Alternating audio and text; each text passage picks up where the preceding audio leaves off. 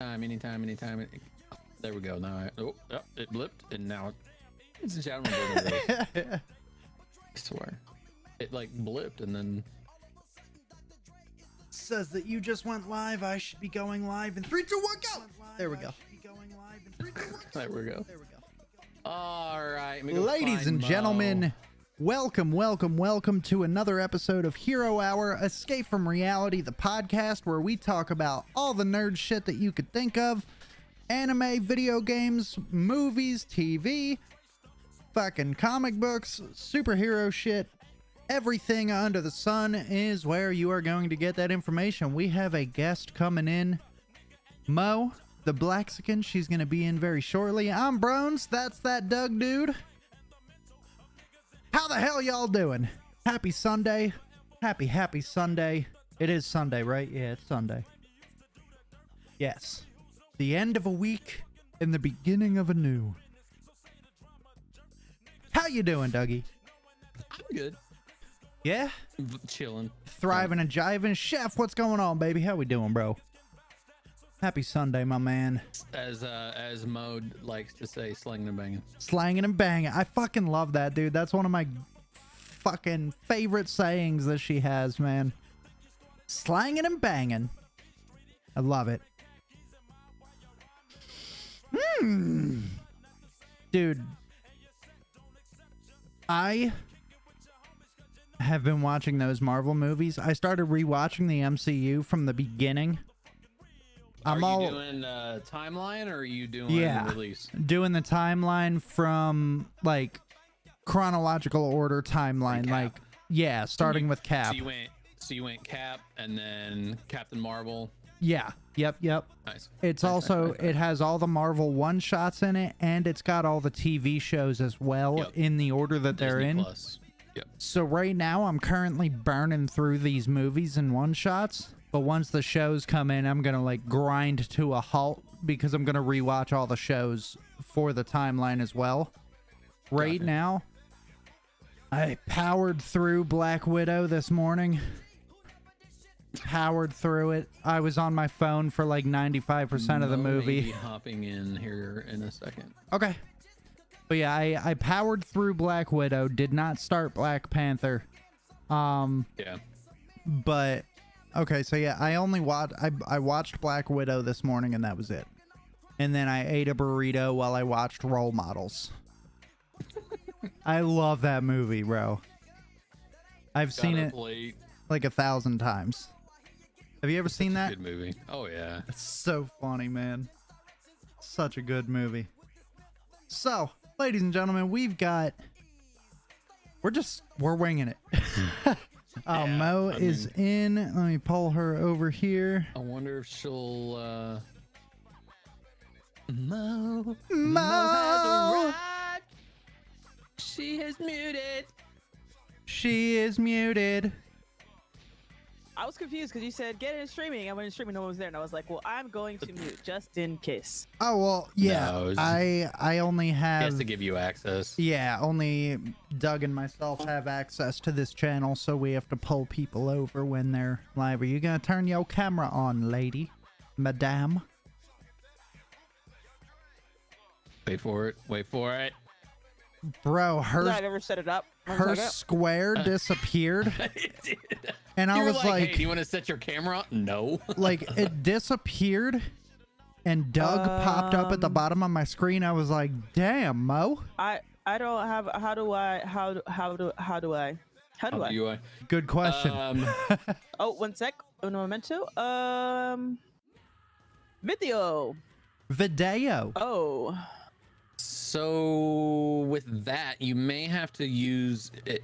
It could be because your stream is using your camera. Your stream is using camera, so Discord may not pick it up. Oh.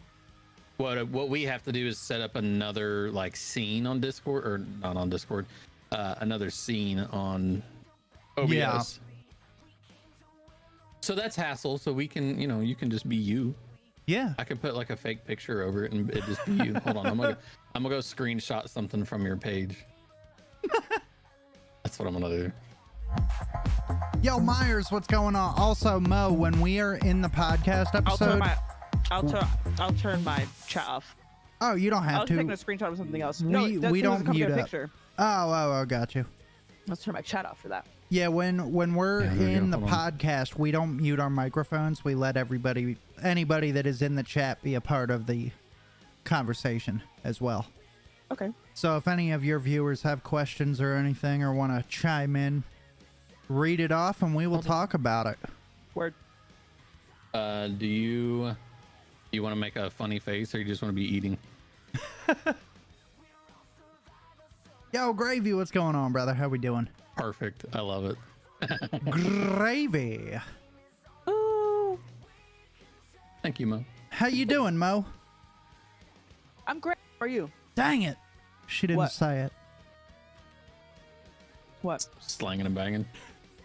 It's Sunday. I can't sing and bang on Sundays. That's true. But you could See, like, how do I don't know, you could like sling and sing on Sundays. True. I do that. Yes. I do be doing that. Slinging and singing, bro. You were saying I just had to create. Can you go away? Why are you making me? Yeah, so what I do is I make a new scene, right? And then just list it as Discord, and then your sources, you'll do screen capture, and it'll change it to that. Gravy says, "What's up, Douglas?" We're trying to get Mo all set up with her camera over here on Discord, folks. I'm trying to think of how to do this and make it look funny. Oops. That is Don't not you what I dare, wanted Doug. to do. All right. And then I have to. Oh gosh, you're not gonna be. I can't hear you. Hold on.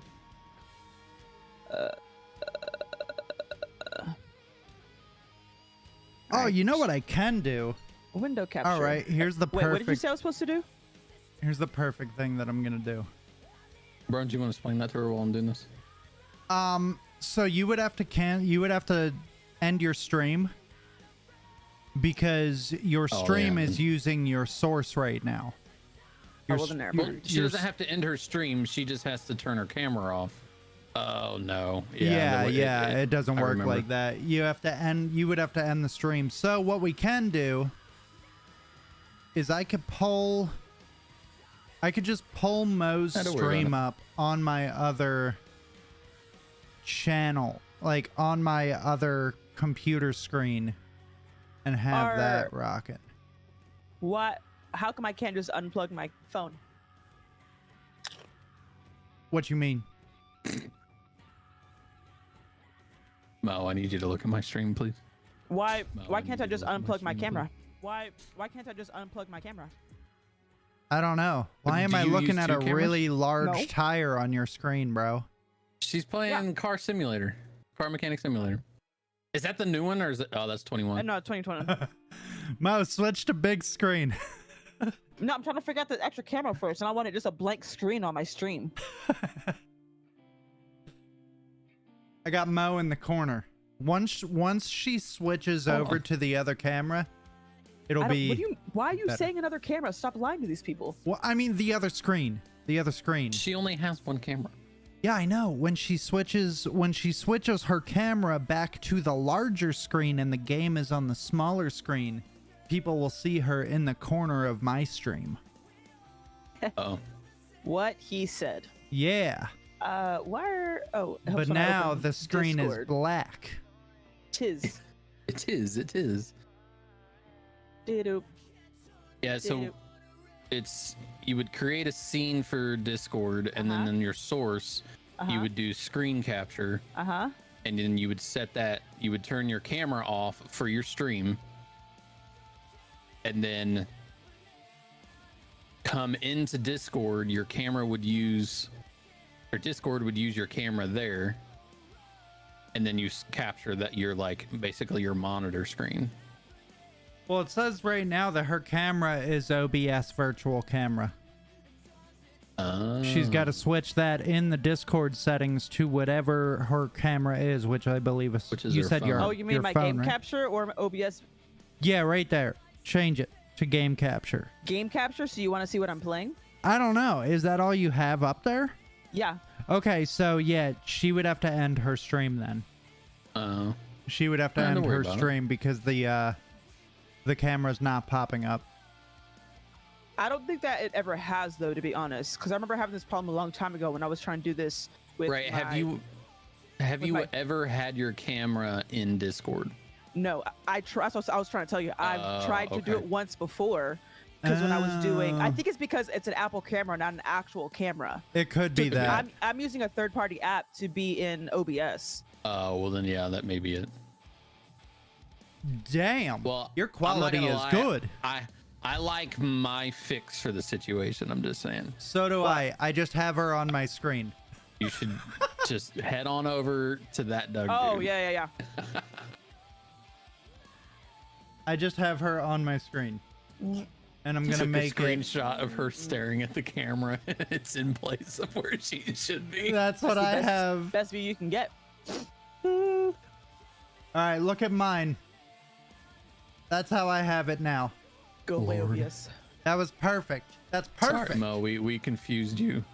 No, it's okay. Yeah, look at my stream now. I dragged the screen capture up to cover the OBS capture.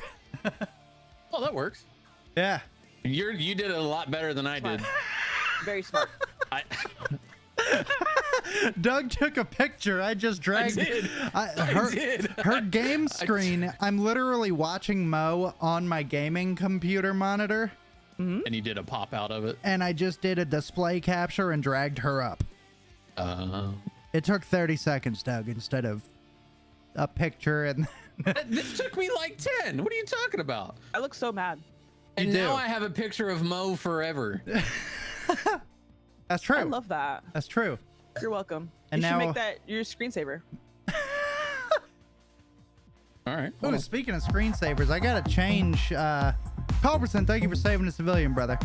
I have to change my backgrounds to different superheroes this month because it's been like now 3 that months. that's figured out. Now that we're all good to go, Mo, how you doing? Oh, you know, slanging and banging. There it is. That's what he was waiting for. You're welcome. This is my favorite saying from you, Mo. I love it. All right, before we get started, Mo, do you want to play Fortnite on Tuesday with me and Doug? Cool. I all right. cannot. Damn. Never mind. we got VBS at our church this week, and I'm getting a bunch of footage. Oh, very nice. Okay, I'll allow it. I'll allow it. And then the week after, next week, I think I have Tuesday open. Don't quote me on that. But then the week after that, I'm at camp, so I got nothing open. Then you will play with me and Doug, not this Tuesday, but next Tuesday. I think so. Love I can't that. check because my phone's the camera, but You're like, it's preoccupied. So, Mo, have you seen Guardians 3 yet? no. All right, we are ending the stream. I've Just seen kidding. Ant, though. The newest Ant-Man. Oh, did you? Uh-huh. What'd you think of it? Did you like it? I liked it. I thought it was good. I don't know why everybody's giving it so much hate. Ant-Man? Yeah, the Quantumania. I don't know. I mean, it was kind of like, it was a good movie, don't get me wrong, but for me it was like very here, like across the board. There was no like high low, you know what I mean? Like normally you have like the peak of the Marvel movies, and I felt like it was good, Right. you know, across the board. I think that's why everyone was expecting like, oh my god, we're gonna have the best Ant-Man movie ever. Right. It wasn't anything to write home about, but it definitely wasn't bad by any stretch of the imagination. It wasn't number one. No, Right. exactly. I think one was the best one that they Oh, made. 100%. I think the order they came out, I've liked them. Yeah. Yeah, agreed. I can agree with that. I can agree with that. I do. So I don't know, something about, because I love the Multiverse of Madness. I just like that. That movie was so good. I just love the, like when they're in the multiverse or traveling through the, what's it called?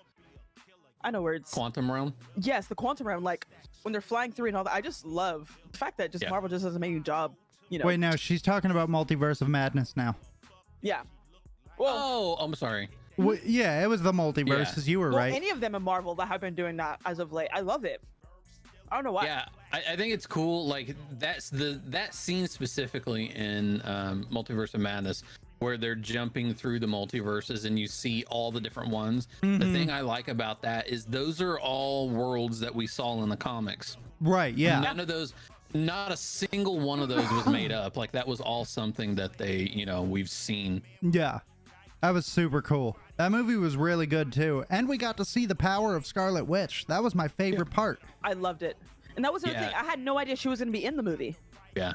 Oh yeah, because I didn't watch a trailer. They did a really good job at like not portraying the fact that she was not the bad guy. Yeah. Because the wife and I were sitting in the theater, and it was when Doctor Strange goes to talk to her, and he's like, "I need your help," blah blah blah, and she's like, "Oh, such and such," and the wife and I literally looked at each other and was like, "It's her. She's the one after. She's the bad lady." Yeah. And then as soon as that happened, you know, the doctor was like, "I didn't say her name," you know. He caught on it immediately too. Yeah. So and then she like lets the world dissipate because she's been putting on this, you know, facade in this orchard. Dude, she was so destructive in that movie. I'm thinking about WandaVision now. WandaVision's Mo's jumping all over the place. I love it. My train of thought, it will just fly into different movies. That's fine. WandaVision. That's fine. Her train of thought is about the same as the train in Spider-Man when, you know, just going through. Yeah. It's everywhere. Welcome. I love it. I love welcome. it. Did you watch WandaVision? Did you like it, Mo? I loved WandaVision. Really? I thought it was really good. I loved it. Here's the thing. When it started, I'm a huge fan of the movie Pleasantville. Yeah. And the way it started, I was like, oh, this gives me Pleasantville vibes. And then how it was like getting weirder and weirder as the show went on gave me like Black Mirror vibes. And I was like, I am for this. And also, I love Elizabeth Olsen so much. Yeah. I'm about it. I think she did a really good job across the past, 10 years of portraying her. And then in Multiverse of Madness, we finally get to see the all-out strength that she has because, again, going back to the comics, you know, she is one of the most powerful Marvel people. Yeah. So getting to see that power, which, you know, Brones knows my qualm with the movie, but at the same time, like, you know, I understand why, you know, we had to see the all-out power that she had. So wait, which qualm was it? Just the fact that she came in and just obliterated the Illuminati. Oh yeah, dude, just destroyed them. She wasn't even on the Earth. She was controlling that Earth's Wanda. Like, that is how powerful she is. Exactly. She was controlling that Earth's Wanda. I'm getting distracted by Mo fixing tires right now. So much fun. I can't stop. I have, Brones, you don't even know. Being me, I'm a mechanic myself. I will spend so much time and money in this game, like in-game money, fixing like real life money. No. Yeah, you fix those brake pads, Mo. Don't forget to do the alignment. But yeah. But yeah, dude, just seeing how powerful Wanda was in Multiverse of Madness, like it was almost like the Endgame vibes where like I watched my childhood come to life on the big screen when I saw how powerful, because every time I saw Wanda on screen, I was like, I mean, I dig it. I love Elizabeth Olsen. I love the way she's playing the character. But why are we not seeing like this ultimate badass, like Darkhold book of like destruction coming out of her? And then we got it in Multiverse. And that's kind of like, if you'd watched WandaVision, you know, which I still have to, which you still need to. Yeah. The end of WandaVision sets up true Scarlet Witch, you know, not just, you know, Wanda, you know, oh, Wanda's got power, she's a witch. No. Catherine Hahn, man. Oh, she's so good. I love Catherine Hahn, dude. She's funny as hell. We just watched We're the Millers. And I'm just like, oh my God, I love that movie. She's like, can I hold the baby? She's like, she wants to hold the fucking weed baby. Yeah. She's so good. Like, I love that movie, yo. I honestly can't see like anybody else as Agatha. No, at all. She did so well. I mean, that TV series was pretty good. Can we just backtrack real quick to We're the Millers? Yes. The scene when Catherine Hahn and Nick Offerman are in the tent with them. The way she puts her hands. They're on it. There we go. And she's like so excited.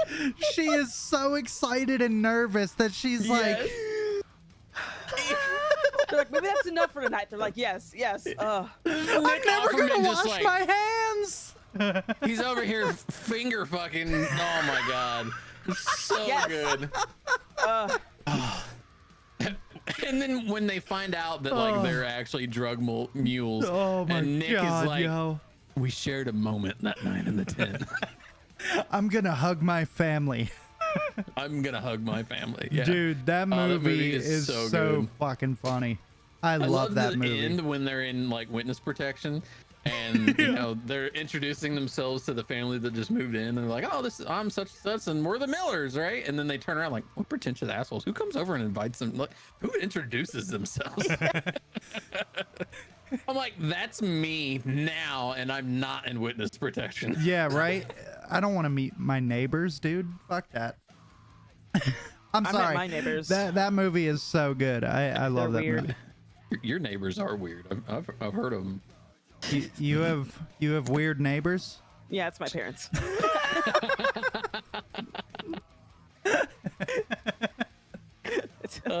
My landlord's my dad. He's a real stickler on the rent. He really is. I'm so Oh mad by my it. god, yo. Oh, that's awesome. Rick also said that WandaVision is top tier, so Who said that? Rach. Rachel. Let's go. I feel like I'm one of the few, obviously Mo, that actually enjoyed that show. It did start kind of slow, like first couple episodes, where it was I've kind watched of like 3. All right, let's get some traction here. Yeah. And I'll give you this. I'll give you that for sure. Yeah. And then honestly, like episode 4, it really does start to get better, and you're like, okay, I need every episode. Because this one had end credits too, yeah? Yeah. That's what was getting me. This is the end credits. And I was just like, ugh. Yeah, I thought it was a very good put together show. So Mo, better than some of the ones we've had. Which show did you not like from Marvel? Were there any shows that you were not a fan of? There aren't really that I haven't seen. Well, that's not true. That I haven't seen that I didn't like, but I also haven't seen a lot besides Agents of S.H.I.E.L.D. and WandaVision. Well, I'm talking about MCU. Have you seen like She-Hulk and Moon Knight and Miss Marvel and all them? No. Okay. Miss Marvel's on my list. I don't care for She-Hulk. I heard it was not good. I really liked it. I loved it. I think Loki is right there with WandaVision personally. I would say that Moon Knight, really good show. Very comic inaccurate. Like it was not very accurate in terms of the comic books. Mainly just because one of the biggest character. Yeah, it's the character. A lot of the comic inaccuracies. Character backstory, I guess I should say. Yeah, like Stephen Grant was supposed to be the MCU Batman, like Bruce Wayne. A Bruce Wayne type, like a billionaire philanthropist, like filmmaker or something. But they said that they didn't want him to be. They said like we didn't Batman. want another Bruce Wayne, and we're like, that's literally his character in throughout. So they went with him. You do it? Yeah, exactly. They made him a freaking gift shop guy. Gift shop, yeah. Like, what? Nothing to do. Like, I was truly waiting for like a flip of like he's just doing this because he's bored, Yeah. And then it never came. Yeah. But Moon Knight was very good. It was a very, very good show. Moon Knight. Oh, I finished this car? Go me. It was a very good show. I'll sell it. No, give it back to the customer. But what I did want to ask you, Mo, I feel like we should just ask anybody that is a guest on the show. Can I just say, I feel like Mo's camera is better than ours, and she's using a phone. It really is, bro, and I'm kind of mad about it. Like, she's got this iPhone, and it's like top tier quality, like 4K quality, and then here we are just like, yeah, look at that shit, dude. Like, if I do that, okay, it didn't do anything. Sorry, I laughed so hard. I got lucky because now they charge you $10 a month to use the app. For that app, yeah. I got grandfathered in because I randomly found it. I mean, to be honest, like I was messing with my my phone the other day, and you can put it in 60 frame 4K. Yeah. So I could do that. Intense. Yeah, man, fuck my camera. I might use my phone from now on. Most inspiring, man. Right? I mean, that just looks so much better. It really does, I'm looking dude. at myself. It looks so much better. But okay, the question I wanted to ask is, we had Tay and his girlfriend on 2 weeks ago. And one of the questions that we asked them was, what was your favorite MCU movie and what was your least favorite MCU movie? Ooh. Least favorite, I'm gonna go ahead and say the first Hulk. Not the original Hulk, like back from the 70s, but like the one with what's his name? Banner. Yeah. Oh yeah, really, like, that movie's garbage. Bottom of my list. Terrible. Cop. Oh man, I don't know. I'd have to say I loved Wakanda Forever. I don't know why, but that one really touched my soul. That was a very good one. It was a good movie. Touched my soul. That was such a good one. It was a really good movie. Trying to make sure I'm not focusing on just specific moments of a show moments of a movie that makes me like it, because like there's specific moments I just love so much in a movie, but I don't like the whole movie. Right. Yeah, I can see that. Is there one that you can think of that like sticks out that has more moments in it than others? I'm trying to think. I want to say it's either Infinity War or Endgame. I'm leaning more towards Endgame. Okay. Yeah. Just because honestly, that last end scene when On Your Left came in, tears. Yeah. Oh, yeah. So good. I cried when all of them came, and I was like, this is my childhood coming to life. And the amount of people they had in there, God. when you went back and watched or hearing about all these things that were like, what's his name? Duck was in there. Howard the Duck. Yeah. Howard the Duck. And, I love Howard the Duck. He's one of my favorite like side characters. You know that like you just don't think about him. I love it. So Doug, what did you say yours were? Bottom. You know, when we talked about this, I truly did forget about that Hulk movie. Like it was so bad, but I think because it's pre-MCU. Well, yeah, the one with Eric Bana was not MCU, but the one with Edward Norton was considered MCU. That movie is phenomenal. Wait, I absolutely love that movie. I love the Edward Norton Hulk. I did too. Random question: was Blade part of MCU? Or is it just a Marvel movie? No, Okay. MCU started with Iron Man 1. MCU started with The Incredible Hulk with Edward Norton, and then Iron Man 1. Okay. Yeah. As far as like individual superheroes whose movie I did not like the most, not Wonder Woman. What's her face? Brie Larson. I don't even like Captain Marvel. Captain America. Yeah. Captain America. Captain Marvel was I saw least this favorite. and I'm like, for some reason in the corner of my eye, I saw that. Yeah. My dad loves the Captain America movies. They're good. He loves them. Yeah. So Doug, what was yours? I forget what yours were. So bottom end, if we're going that, I mean, even back further, like Elektra's terrible. Oh God. That Hulk is terrible. But as far as MCU, it's Black Widow. Same. Well, no, I think you guys said Black Widow. I said Eternals. Well, I've never seen Eternals yet, so I can't. Right. I cannot say. I stick with Eternals. Like that movie was just tragic. I didn't guys to my stream. Black Widow was garbage. Black Widow was so bad, dude. It was horrible. Yeah. Yo, Double, thank you for saving a civilian, bro. Dude, it's so hard to pick a single top because there's like, kind of like Mo said, like there's so many good moments throughout. Right. It's hard to pick a single because I mean the first Captain America was phenomenal. Me being, an Iron Man fanatic, Iron Man 1 was like, it took it back to roots from how he got injured, his very first, the Mark 1 suit, seeing that, I don't like Terrence Howard, so I think that part of the movie fell apart. So glad he did not continue. Oh, me too. He was garbage, dude. I wish we could just go superimpose Don Cheadle onto Rhodey for the first movie.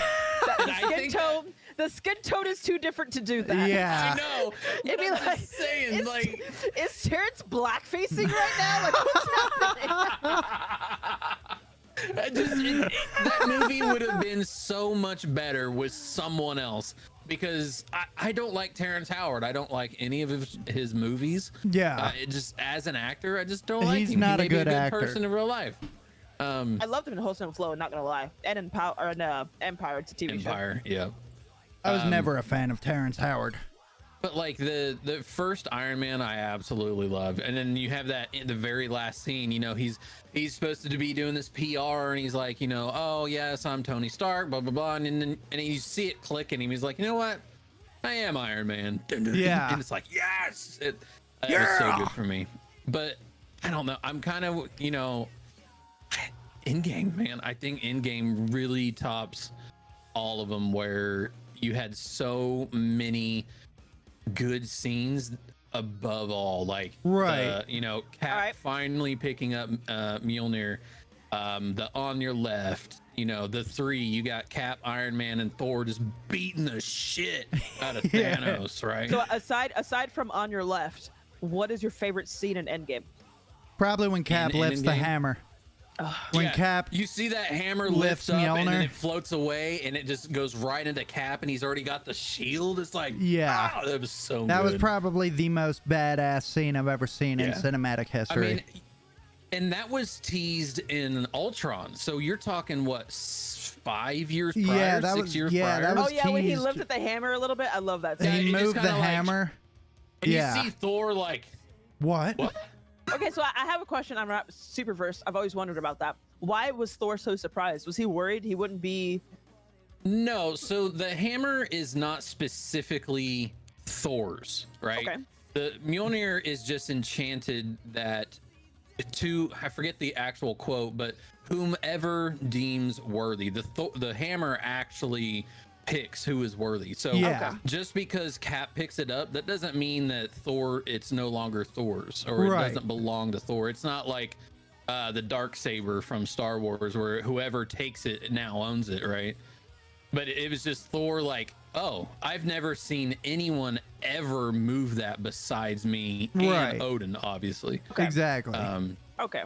But it's just, he was kind of like, it was more curiosity. And then the fact that Vision lifts it, that's a whole nother. So why was he able to just do that with just, he was like, oh, here, grab this. Because he's inhuman. He has no soul. So the hammer can't magically decide if he's worthy or not. So he's just able to. Because all he is he's just a big living supercomputer. Got it. So I'm gonna ask a lot of stupid questions. It's just a lot of stuff I wanted clarification on that I didn't feel like doing. If there's anybody to ask, it's us. Yeah. So Vision is not worthy. He's just not able to be judged. Correct. How was Vision able to come? Is Vision part Jarvis? He is Jarvis. Yes, he is Jarvis. So his, genetic makeup, as you call it, is Jarvis. Yeah. Infused with the Mind Stone. How was Thor able to know that he just needed to do that to make Vision come to life? Because he had his own vision. That we weren't shown, right? We were partially shown whenever he was in that little lake thing? Yeah. Yes. Got it. And he was able to interpret that into the fact that they needed Vision in order to take down Ultron. Yes. Are Ultron and Vision related? Technically? Kind of, yeah. They're both made by Tony, so it's like two projects made by Tony. They're like really pissed off brothers that never got along. They're stepbrothers that never made bunk beds. Yeah. Made bunk beds. Yeah. Yeah. Okay. I'm picking up what you're putting down. I'm learning. That's why towards the end of that movie where Ultron, I can't remember the exact quote, but Ultron's like said something like, you could have been better, or we could have done things. We could have been great together, or something like that. Yeah. Because he sees that, what he's made of. Ultron saw what Vision was made of, so he's like, you could be powerful with me. And, that's not Vision's quest. So. Yeah. Fair. Who do you guys think is smarter? Banner or Stark? Banner. Stark is smarter when it comes to always having a plan, but Banner is smarter when it comes to science. True. that makes sense. Tony is well versed in the fact that like obviously he made his own element. Yeah. Right? That he's not stupid by any means, and he knows how to do that. Well, he knew that he made his own element with guidance. With guidance. Cousins. He made his own element with guidance. Yeah, from his father. True, I agree. But I agree. Yeah, Banner is he knows the science. That's why he needed his help. Yeah. Tony is very good at building tech. Like Tony can build the tech, and then Banner can apply the science to it to make it work. Yes. So do you think Tony is smart, or do you think it's just he's smart because he has Jarvis? I think he's definitely smart. Yeah. Okay. Yeah. It's not just solely Jarvis. Right. If you think about when they went back to get the stones, right? Banner couldn't figure out how to move them through time, right? He was moving time through them. And then Tony came up with the fact that you needed a beacon, basically, to remember where you are in the timeline, and that's why he made the device. And then Banner was like, "Oh, okay, let's apply that to my science, and then we can, jump through timelines." Teamwork makes the dream work. Exactly. But I would say that Banner is. I would say that he's a little bit smarter than Tony based upon the fact, you have not seen She-Hulk, but it explains Spoil it for me, in depth why he is Smart Hulk now, and it's because he was able to do some sciencey stuff and subside basically the anger. His own DNA. Yeah, he was able to redesign the DNA to make himself stay Smart Hulk as opposed to Rage Hulk. But we don't want Smart Hulk. He's a bitch now. No. He kind of is. We want Rage Hulk. With his cardigans and the... Yeah, he looks like a pissed off father. I want I want Norton Hulk back. I like Ruffalo, but Norton I think Norton was a better choice. He looked more Banner-ish. Than Mark Ruffalo does. Well, yeah, because every Banner you saw, even up to every Banner iteration we've seen throughout the years he's always thin. He's just like this thin, feeble scientist. And then when he turns into Hulk, he's the exact opposite. And that's what he's supposed to be. Yeah. Mark Ruffalo did thin out in future movies though. When he came back for the Endgame stuff and Infinity War, he was significantly thinner than he was in any other movie that he's been in. Shocking. Do what? It was kind of shocking, if I'm being honest. It was kind of wild to see him with a tight cut hair style later on, and you could see his jaw instead of it being rounded out. Who are you? Yeah, it was kind of strange. Who are you, and why did you kill Mark Ruffalo? Give us Ruffalo. Give us the real Ruffalo back. Yeah. So okay. I'm curious too, because obviously I don't want to spoil anything for Mo for the the new Cap. So that they recast Thunderbolt, the general, because the Lord definitely spoiled that I did not like that guy's face. they recast him because he passed away, so they recast. I kind of feel bad for that. Wait, who are you talking about? Thunderbolt Ross. Betty Ross's dad. The general. Yo, Matt, thank you for saving the civilian brother. Sokovia Accords into effect. He was the general. The guy with the mustache from Civil War. Yeah. The guy with the mustache that was like, "You guys did a lot of things that need to be accounted for." General Ross. General Ross. Harrison Ford is going to be playing him now. Surprise! By William Hurt. Why don't they use what's his name? Wait, who are they casting now? Harrison Ford. Who's 81. Who is this guy? What guy? Hold on. Who is this? Because this doesn't look like... This picture I was looking at does not look like... he looks like Sam Elliott. Okay, so yes.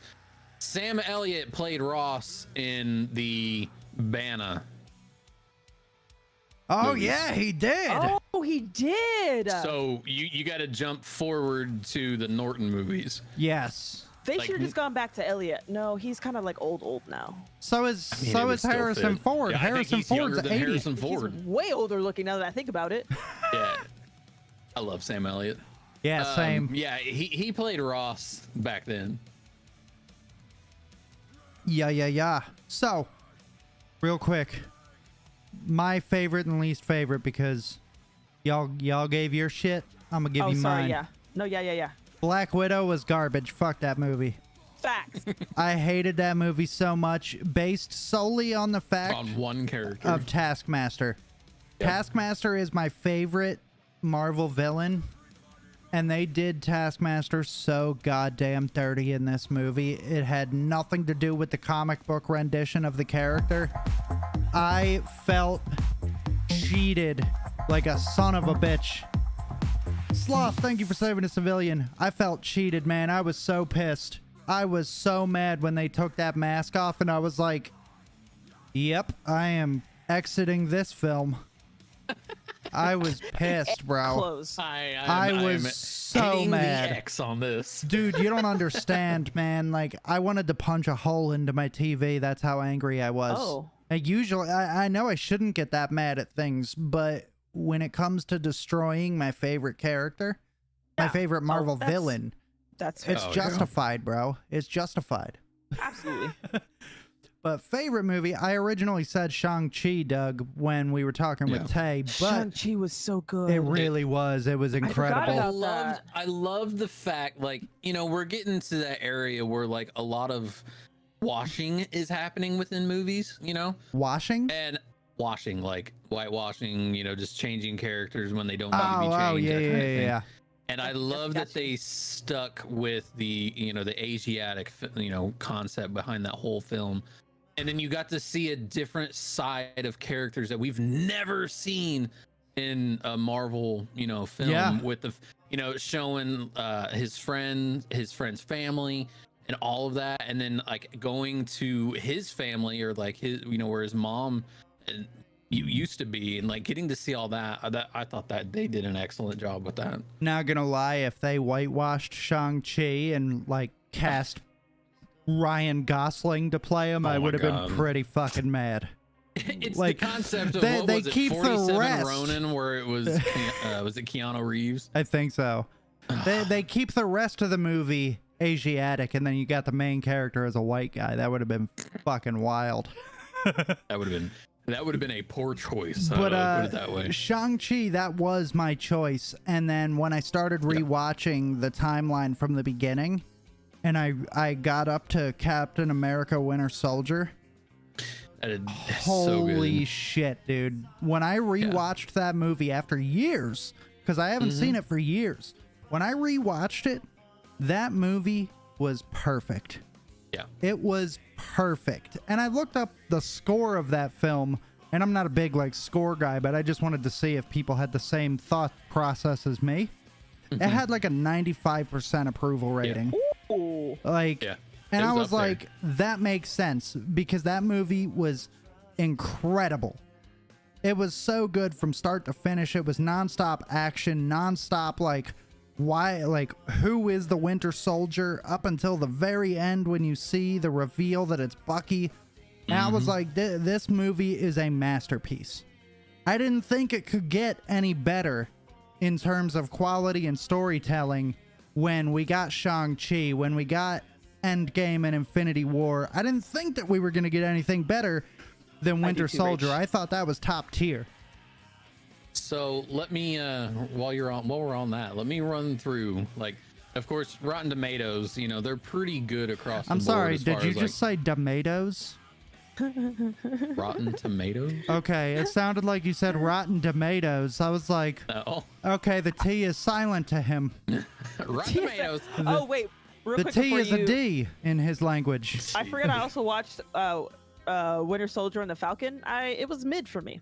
You didn't like it? It was mid. I thought it was really good. We got to see Anthony Mackie as the new Captain America. We got to see Bucky on his crusade to becoming a better Winter Soldier.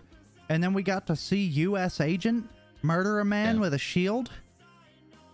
I think what I liked most about that was the continued like back and forth between Anthony Mackie and Sebastian Stan. Sebastian, that, you know, kind of continued from the like Civil brotherhood War. dynamic. Yeah, because it's like, can you move your seat back?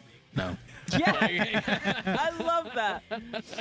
I thought that was so good. Like, it was just, I love those two together. And they're like brothers in real life. If you ever watch any of the interviews with each other, they're always clowning each other. They're always messing with each other. Yeah, I love those two together in that dynamic. Yeah, I thought that. I enjoyed that one. I think that as far as the TV shows go, like, I mean, S.H.I.E.L.D. has been around forever. Like, I need to rewatch again. I've never seen Agents of S.H.I.E.L.D. Never. So none of it. Never. So good. Oh, dude. I mean, hundreds of Marvel characters that, you know how we talk about like how Marvel MCU needs to bring in characters we haven't heard of, haven't seen in a long time. Watch S.H.I.E.L.D. Okay. It drew me in because of literally just Coulson. Yeah. That trailer. I did like Coulson. Shadows, he was. I did like Coulson. Yeah. I just love them so much more after, and they have a lot of tie-ins to the movie as well. Okay. To the actual movies, like they would talk. They talk about the twins. They make comments. They make comments about like, oh, this just happened, and we gotta kind of clean up, or you know, we gotta follow up on this because they talk. They talk about down. Thor. What's her name is in it? What's the chick from the Thor movies? Not Keira Knightley. Portman. No, not the same person. Not the department. No, the other, the girl. Oh, Kat. Yeah, she's in a couple episodes. Kat Dennings. Yeah, no.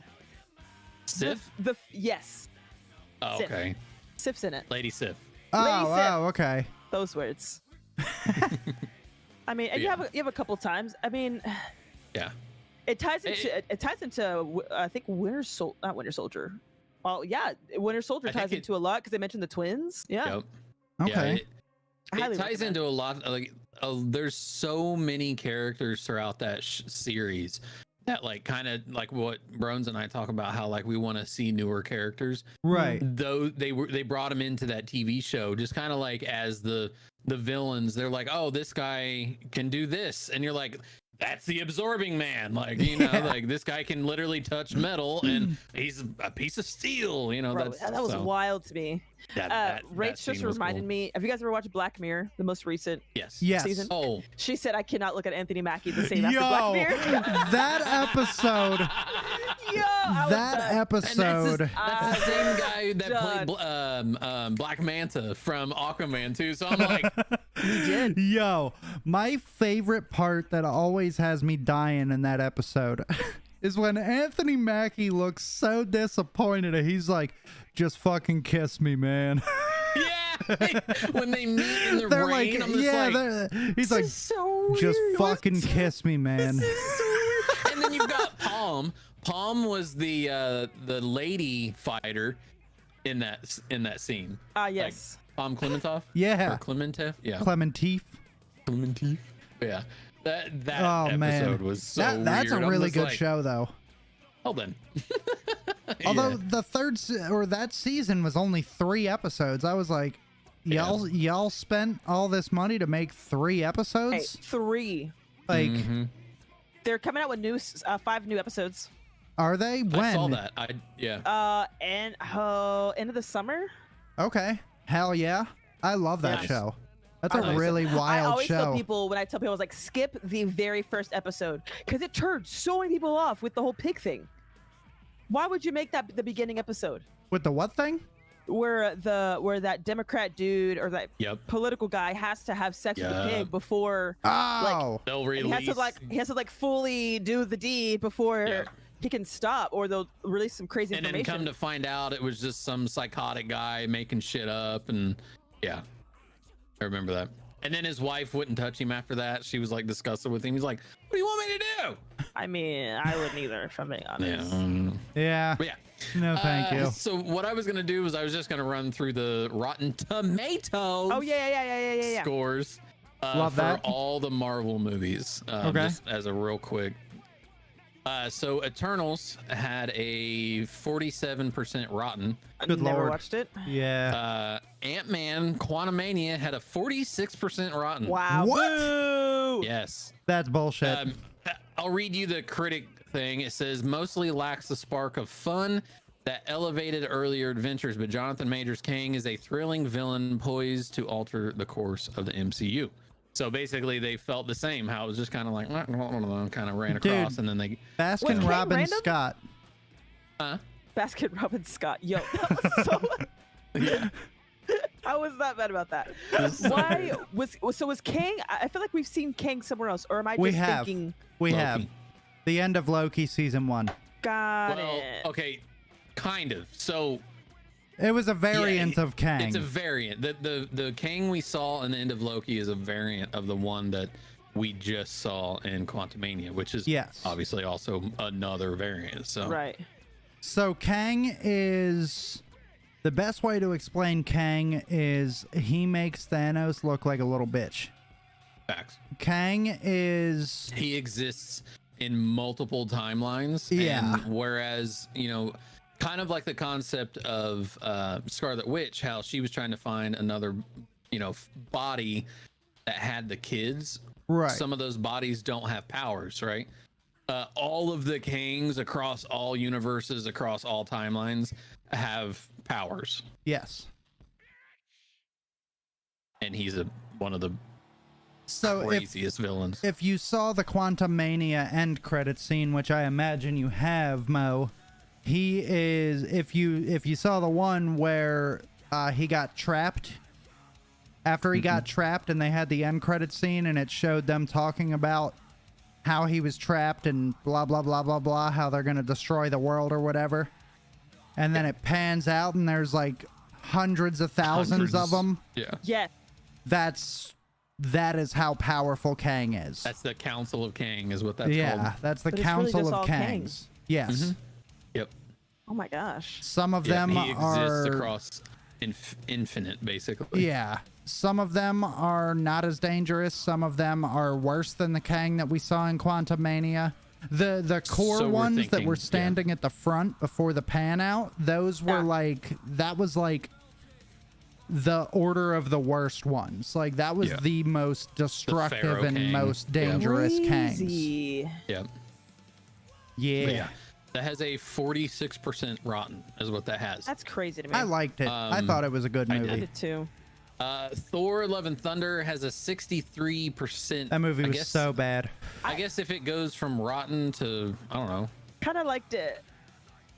I liked it more than the second one. So I didn't like it because they characters that were- gave Thor the Ruffalo treatment with like turning him into like comedy, like Goofy I comedy. thought they started Thor- doing that in Ragnarok though. well They they did. did that in Ragnarok, but Ragnarok was a good move. Was a good That's movie true. all around. They expanded on that goofiness and made it even worse. Like Well, they here's the thing, turned it's him because into of a who walking. the director was. Yeah, Taika Waititi. Yeah. I was about to say who can say the name, but Brones just killed it. Got I you, think, yeah. girl. Yeah, I don't know. I don't think he should be producing or directing Marvel films, because the No. Marvel films that we're looking They're for too goofy. aren't comedic roles. Right. Now there are comedic characters throughout the Marvel universe, like the Guardians of the Galaxy, Howard the Duck, stuff like that, Right. Which we got to see. Thor? No. Yeah. Absolutely not. And I mean, Christian Bale as Gore the God Butcher. I mean, let's be real. If anybody knows anything about Gore the God Butcher, he's one of Thor's most dangerous adversaries later because on in of the the comic Necro books, Sword. because of the Necro Sword, which is a birth killer. child of the symbiote, the alien symbiotes. Actually, the Necro Sword, it's not a birth child. It is an alien. It is an alien symbiote sword that was given to Gore the God Butcher by Null, the god of symbiotes.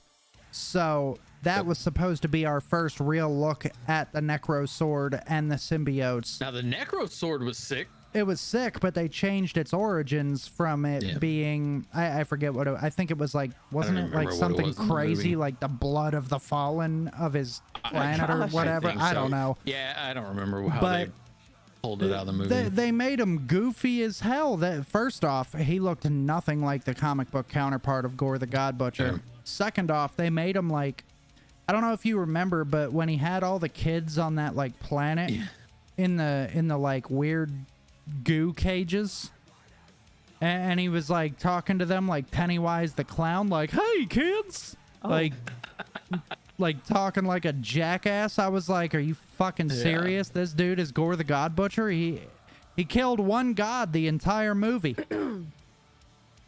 Yeah. I don't know. I just, oh man, that movie was rough. Like after I heard that thing eighth goat they scream, got right, I felt like with that movie was the ending storyline. when the movie was ending and the credits rolled. Yeah, I agree. I was gonna say the storyline with Jane. Yeah. Which is a fucking terrible storyline, but they got that right. Well, yeah. I mean, she was the best part of that movie. Yeah. She was the best part of that movie was the fact that she had the cancer, which was comic accurate. She died and then, went to Valhalla because she died on the battlefield. Yep. Yeah, I don't know. You said you liked it better than the second one, Mo? You're talking about Dark World, right? Yeah, I did not like Dark World. I loved it. Gotcha. I thought Dark World was very good, but that's also because I like dark elves. I just had this discussion with Brones. I don't even remember that movie. So it was. I mean, I know I've seen it. Don't get me wrong. Like I remember bits and pieces because that's where Thor's mother gets killed. And that was also how Jane gets the cancer. I'm pretty sure. Supposedly from the ether, yeah. Yeah, the ether is what gave Jane the cancer. Mm-hmm. And I really liked the fact that it was the dark elves were trying to get the ether back. I like what you're doing there, Mo. That looks Thank cool. you. Yeah, it does look pretty dope. I like it a lot. Wait, I forgot I can move all this stuff around.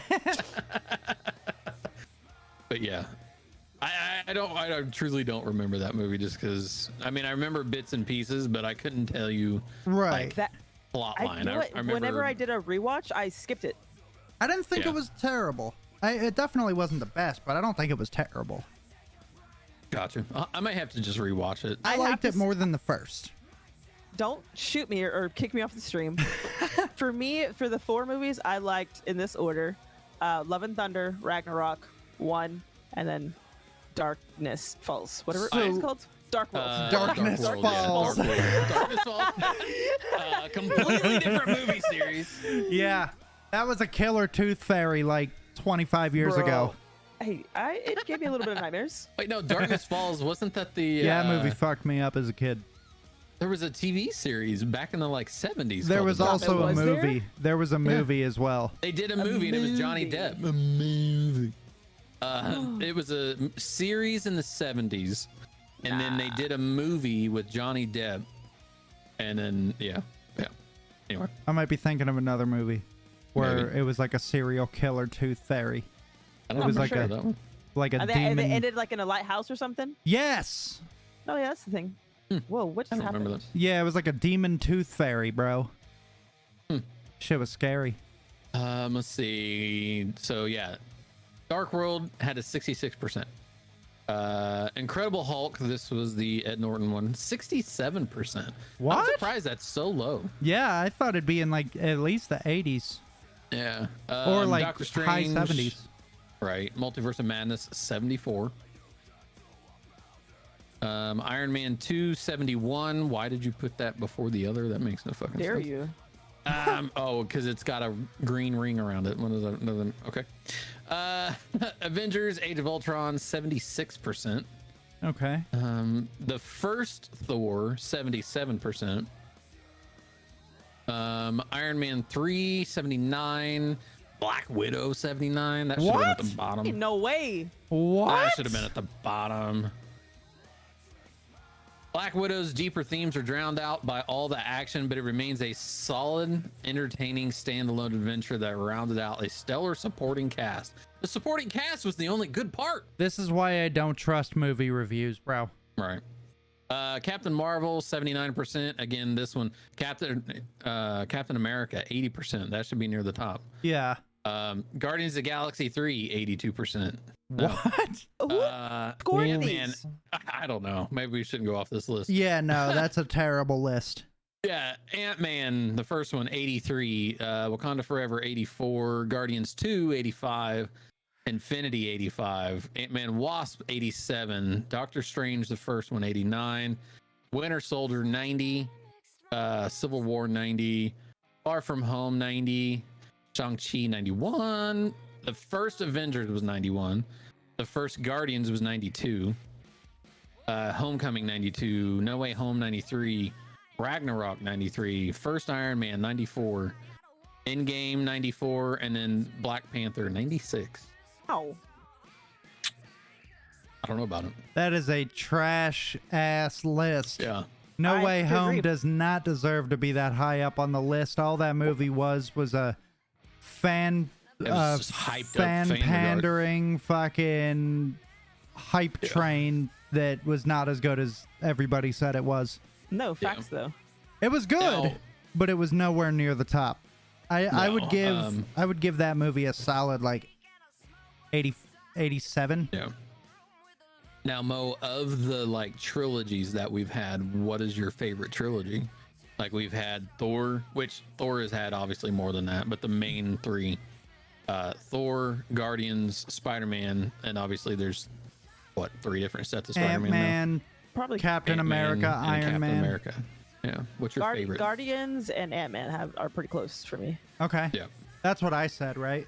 Yep. Well, Guardians is my favorite trilogy, and I'm Yeah. pretty sure I I said think you said Ant-Man. Ant-Man secondly. Yeah. Ant-Man and Iron Captain Man America. might be my least favorite. It just seems basic. I think it's just because it was early on. So obviously we are going to get crazy scenes like we do in Winter Soldier or something like that. So Mhm. I can agree Yeah. with that. I could definitely Yeah. tell you that the Iron Man movies, very good movies. However, the villains, they were kind of mid. Yeah, Right. they were mid.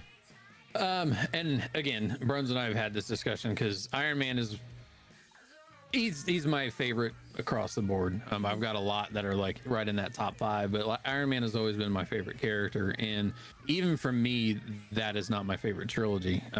Guardians is there, and then Cap is my second. Yeah, the And then Captain Iron- America trilogy's yeah. fire.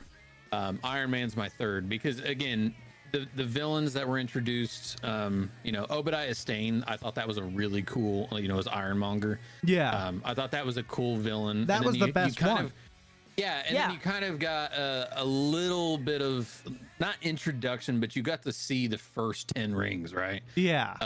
Bro, I'm not gonna lie, it took me 2 times to watch that movie to realize that connection when I watched Shang-Chi. Yeah. It wasn't until the second time I was like, wait a second. Yeah. Oh yeah. Right. 10 rings was introduced way back. Iron Man Way 1. back. Same. Yeah, Obadiah Stane as Ironmonger I thought was awesome. Like that was one of the coolest villains we'd seen at the time. Yeah. Obviously obviously it was new. But then you had 2. I loved the portable Iron Man suit where it was like out of the briefcase. I Oh, thought yeah, that was awesome. sweet. Yes. But they combined Whiplash with Red Dynamo, so you had two huge Iron Man characters, villains. Oh, Crimson Dynamo? Yeah, Crimson Dynamo. Yeah. And they just combined them into one. We're like, there you go. Yeah, let's that give was Crimson kinda Dynamo weird. Whiplash. It's like, what the, Yeah, that was weird. I didn't like that. But it was also the first time we got to see Tony and Rhodey go toe to toe. Yeah, that as was Iron that Man was cool. and War Machine. That was awesome. So that was cool. And then 3, again, I think the coolest part of that one was the seeing all the suits at the end, yeah. or near the end. Yeah. Because again, they combined villains. We had this Mandarin, and it wasn't Mandarin. It was a Accent, actor. yo. It was Trevor. Trevor Slattery, yo. Fucking Trevor Slattery. Hi, my And then name is we Trevor had- Slattery. My name is Trevor Slattery. What was his little pet's name from Shang-Chi? Was it not Willis? What was his name? I Oh, forget. crap. He's like, you can see him too? He's like, oh shit, I thought I was the only one that could see. Yeah. But and then the Extremis storyline is as far as Iron Man goes, is one of my favorite storylines, and they just absolutely butchered it. Doug, is that Extremis? That's the same one from the beginning of Agents of S.H.I.E.L.D., yeah? Yes. Oh, that's amazing. Yeah. The Extremis storyline is basically it spurs off of Tony trying to make the suit kind of similar to how he did how the suit was nanites and it came out of his body versus how it was in the movie where it just is attracted to his body like they did in the movie. So which they kind of turned into, what was it, Infinity War, where the nanites kind of came from his body per se. Yeah, I love that. That is actually how Extremis started. You know, Tony was trying to figure out, okay, how do I do this? And then they turned it into a healing ability as well. And then it turns into, oh, we're making people bombs. And then, you know, obviously they just kind of twisted and turned it into, and then he could breathe fire, and it's like, yeah, that stupid. was weird. Yeah, but yeah. So Mo, I've got a controversial question. I'm ready for you. I'm pretty sure Doug knows what it is, and I asked Tay and Danielle, I believe. How do you feel about these movies, these shows, these whatever? How do you feel about characters being race swapped or gender swapped for no apparent reason other than to do it? I don't care personally. I think people making a big dramatic scene about it is on both ends, like people being upset because they're, you know, oh well, this character is actually this and now it's this. Like, why? It's just watch the movie, right? Like, why? I don't see. I agree. Unless they haven't done the actual character, like if they were doing Iron Man and it ended up being like some giant Samoan, like obviously we know Tony Stark's not a giant Samoan. Do the character right first, right? Yeah. So, and also your remake better be good. Right, yeah. And I think that's what, you know, the concept of it is, like these characters that we've seen kind of go back and forth. We're like, it's the newest, you know, theory or rumor that we've heard is that Mila Kunis is supposed to play a female thing. And we're just like, no. Why? Like, how many Fantastic Four remakes are we gonna do? Apparently until they get it right. Like, this isn't a 3 and done. They're just like, that's 10... whatever that second one was with oh god, Miles Teller. That movie was terrible. So bad. I liked Miles as Reed Richards. I really did. The movie was trash. This is younger versions of them, right? Correct. Yeah. This is them like straight out of college, they straight were out bad. of high school. It was bad. But technically that's, so which is the correct one? How did they actually get their powers? Out of high school or when the original one with older Jessica Alba? When they were older. Yeah. It throws me off that Jessica Alba was a superhero. Right, yeah. But I can't. Michael Chiklis as the Thing was amazing. It was perfect. It was perfect. Man. That is the Ben Grimm. Like, when I try to compare, like, who would I pick as Ben Grimm? It's Michael Chiklis. I go back, I'm like, just rehire him as the Thing, and I'm perfectly content with this. And then you got Chris Evans playing 18 different superheroes across multiple things, and we finally nailed it with Captain America. Who would have thought? It only took 19 tries, but we got it. Thought? I love Chris Evans, though. Like, everything he's ever been in, like, he's so good. Oh, facts. Yeah. Oh, yeah. Yeah. Especially not another teen movie. I saw this clip I love that movie. and it was not another teen movie. And he's like, he goes in to break up people fighting, and the guy they're beating up accidentally slugs him, and he just wails him and knocks him to the ground, and everyone's like, this is our Captain America. I'm like, fuck yeah, it is. I love that movie. Yeah. Good. But yeah, no, I agree. Like, you know, there's certain characters we've seen or we know where it's like, why would you change it? And then other times it's like, if they play that character good, fine. Just like, you know, you had Johnny, or what's his name? I thought you were about to say Johnny Sins, bro. I was gonna say I don't. Johnny Tsunami. I don't recall seeing Johnny Sins in a Marvel film. Not the right Marvel film. Yeah. We had Michael B. Jordan as, Johnny Storm. And again, it worked. Terrible movie, but he did a good job because he's a good actor. Well, see, okay, so here's my take, and you know my take, Doug. My take is I am totally cool with seeing like a black Captain America or like an Asian because Captain America, whatever. I'm cool with seeing that shit. But make an original character.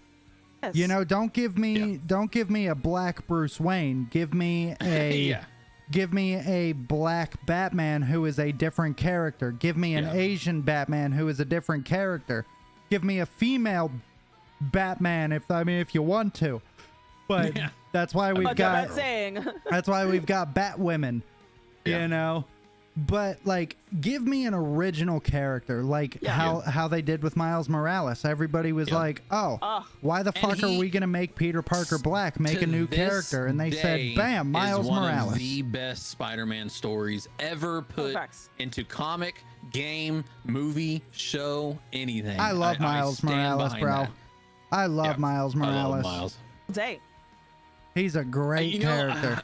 You know who I'd love to see, and I don't know if it'll ever happen. Maybe with the introduction with Shang-Chi, we may see it, but I'd love to see Amadeus Cho. Who is he's an Asian Hulk with a mohawk, and I fucking love it. That would be sweet. I think it'd be cool. That'd be cool as hell. I know nothing about the storyline, but I think it'd be amazing to see a new version of Hulk. Can we talk about that abomination that was the Hulk's son in the end of She-Hulk, Doug? Oh, is bad? Scar. Dude, he looked like a Samoan that got his hair cut the wrong way. I animated it, and that's saying something because I can't animate for shit. Dude, it looked so bad. Like, it was terrible. It looked like. And the fact that it was just, oh God, here you go. Was horrible. This is my son. Yeah. This is my son. I brought him from this planet. And he was like grown up too. Like, how many years went by before this shit went down? Like, different. I'm just kidding. But really, how long? Was like the Hulk humping and dumping while he was in space, humping and dumping. Right, and then he just appears again. Yeah, like, and it's never explained. Never. This is my son's Scar. Right. What? Well, so they sent Bruce off in, let's see, that was obviously before Ultron. Ragnarok. Ultron. So they sent him off in Ultron, right? So between Ultron and She-Hulk, right? He went to a planet and he had a kid, and then now he's introducing him. So how many years? I'd have to sit and figure out, the actual timeline. Yeah, the actual timeline. It's weird, but there was a lot going on. For them to just go, this is my son, in the show. Like, what the? My son. This is my son. This is my son. He is not right, and you can tell by his face. That's why I didn't like She-Hulk. She-Hulk was just, I don't think it was that good. So the funny thing about She-Hulk is, though, that was the most comic accurate. Yeah. Out of everything. Out of everything, yes, that was the most comic accurate. It's the same concept as what I said with Iron Man. I liked some of the villains. The movies, to me, yes, they were good, but I liked more of a character in She-Hulk. I liked She-Hulk because it was, accurate. I did not like the show, Right. It's like liking a character in a show, but the show is shit. The character can't save the show. Maybe it's just because I have a thing for hot green ladies. I don't know what it is, man. I don't know. Gamora, She-Hulk. I love Gamora, but I just love Zoe Saldana, honestly. That too. Yeah. Yeah, I think she did a really good job. That was the thing with She-Hulk. I loved Tatiana Maslany, the chick that played her. Yeah. She was that like dorky kind of hot. Like that, like, show me your Funko Pops kind of hot, like the that, Funko like, Pops. Let's play some video games Pops. And like show me your Funko Pop collection kind of hot, like the nerdy type of hot. But then she turned into this like super muscular, sexy green lady, and I was like, I never knew that I liked muscular women, but I'd let her hit it, kind of deal. He was like, I'll let her carry me home, bro. And then, like, we saw Junker Queen in Overwatch, and I was like, damn, she's got an Australian accent and pecs. Like, I'd let her smash, too. I don't know what it is, bro. I don't know what happened. Hey, to each his own. But you know, they're both attractive. Look, man, I was built different. All right, leave me alone. I don't even know where to go after this. I was just gonna ask Mo, like, how, you know, obviously, you know, we've all streamed together, we've all played together, but like, how did you get into like comics and games? Like, what was your That's a good question. Your introduction to, you know, the nerdisms that we are, you know? I don't really have. I had one friend that was kind of nerdy with all this stuff, and he's the one that was like, don't watch any trailers. Iris is dying listening. Didn't watch any trailers, so it wasn't until after the first Iron Man that I start learning more and more about like all the Marvel things, how they have end credits, and how it's all going to end up being tied together. And really, that was it. It was just my one friend Tyler. I never really got into comics. I tried. I walked into a few comic book stores. And I was like, I don't know. I don't know what to look for. She's like, so I have no idea where to start. Nope. I don't know which one to pick. Yeah, I do know that I like Marvel better than DC. Okay. Fair enough. Who's your favorite Batman? My favorite Keaton. Keaton. I like it. Who's your second favorite Batman? Clooney. See, and the wife said the same thing. I don't even know how to respond. That's a generation thing. And then I would say, what's his face? Old vampire dude. Yeah. I like it. Vampire dude. I like it. So she likes Michael Keaton, she likes Bat Nipples, and she likes Robert Pattinson. She likes Bat Nipples. All right. The introduction of that is just so ridiculous to me. Like, hey, man. Fact that, why did we put Bat I don't Nipples know on the who suit? thought Bat Nipples was a good idea to put on a bat suit, but who looked at the suit that day and was like, you know what would make this better? If we could see their anatomically nipples? correct. Yeah, like I think we're missing something. This is not anatomically correct. They did it for you, Doug. They know you wanted to see the areolas. Nipples. It's boreal areolas, man. Jesus. That's what I want to know is like, who was the person that just stared at that suit and was like, we're missing something here, guys. Nips. We're missing nips. We're missing nipples nips for sure. Like, you know what? I guarantee it was like dad at home illustrating Batman suit, right? Son walks in. Where's their nipples? You know, that's for all real, bro. Like, that's exactly little what happened. Timmy was like, Daddy, why doesn't he have nipples? You know what, son? Why does You're the suit right. not have nipples? You know what? Little Timmy. You got this. Put these little chorizo pepperonis on there. Hashtag free the nips. Yeah. Yeah. It's the like montage of them putting the suit on, right? Where they're like, oh yeah, and it like zooms in on the nipple, in on the nips, and then it zooms in on the butt cheeks. And yeah, it's like, why, bro? Like, cheeks are necessary, absolutely. All right. But like the crazy thing was like Batgirl's suit didn't have bat nipples. It was only Robin and Batman. Oh, you know there'd be an uproar if there was female nipples on a suit. Oh, you're absolutely right, dude. I mean, can you imagine? Because that was, let's see, Clooney was 01? Batgirl just walking around with them fucking glass cutters on her suit. Yeah, no, they glass cutters, bro. It wasn't her nails that she was scrapping people with. It'd be like the fembots from Austin Powers. Oh my god. Yes. Yes. Oh my god. Yo. It's so good. Terrible. Anytime terrible. I see like the George Clooney Batman, I forget what movie it was, but I will never forget when Will Ferrell said, "I'm harder than a diamond in an ice storm." Mm-hmm. And anytime I see the Ferrell, bat nipple bless him. suit, like that is what I think of. Yeah. That movie was bad all around. Yeah.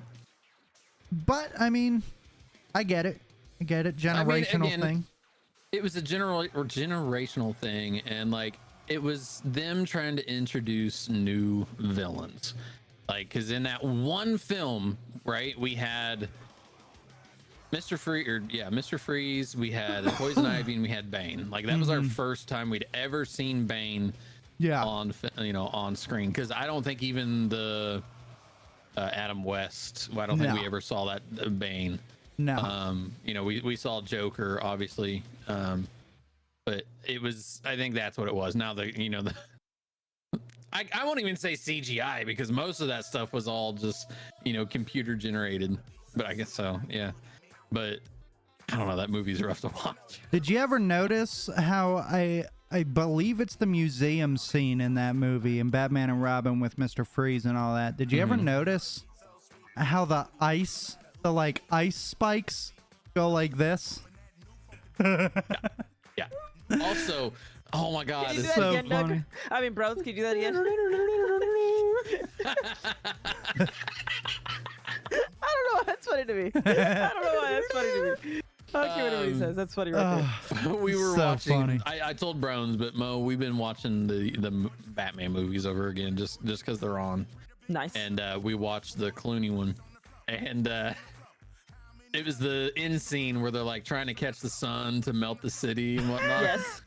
The wife goes, "Are they getting the sun from Canada?" I'm like, what? It's like, what do you mean are they getting it from Canada? And she's like, well, that looks like where the satellites are. I was like, this is Gotham and the satellites are in space. What do you my mean? gosh. And so every time like the sun reflected off of something, she was like, is that Canada? Yes. Like, oh my God. That's awesome. Yes, it is Canada. Should need some help for sure. That's Oh amazing. my God. But yeah, it was so good. But yeah. Robert Pattinson, that was a cinematic masterpiece. I'm glad I went back and rewatched it because, like I said, I think I tried to watch it when we were packing a movie and stuff, so it didn't have my 100% attention. So what do you think after watching it fully? Oh, I loved it. I thought it was a very good, very well done. Incredible, dude. There wasn't a lot of like questions, you know what I mean? Like, right. It was like, we got to see Penguin, we got to see Catwoman, we got to see Riddler, and then we kind of got a glimpse of this universe's Joker. Yes. Which I did read that he is supposed to return for the second one.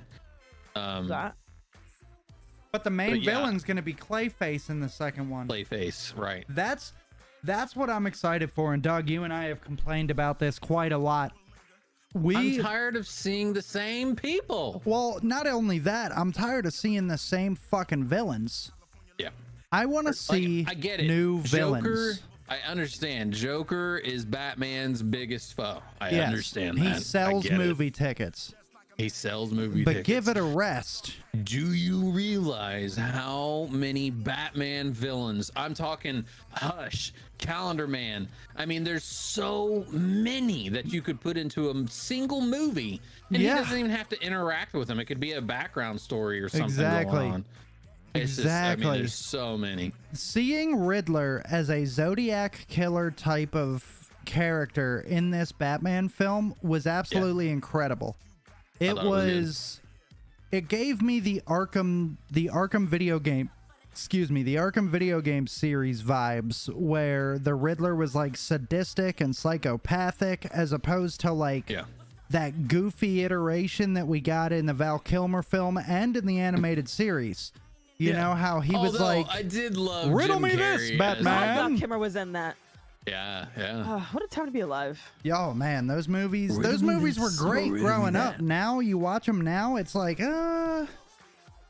This was a choice. Like, don't get me wrong, I liked Jim Carrey. I liked him as the goofy Riddler. I really did. I did enjoy like rewatching that movie. Yes, it's holy sheet metal, Batman. Geez, Chris O'Connell was. That's a whole thing. But yeah, the interaction between Jim Carrey as Riddler and then Two-Face, Tommy Lee Jones.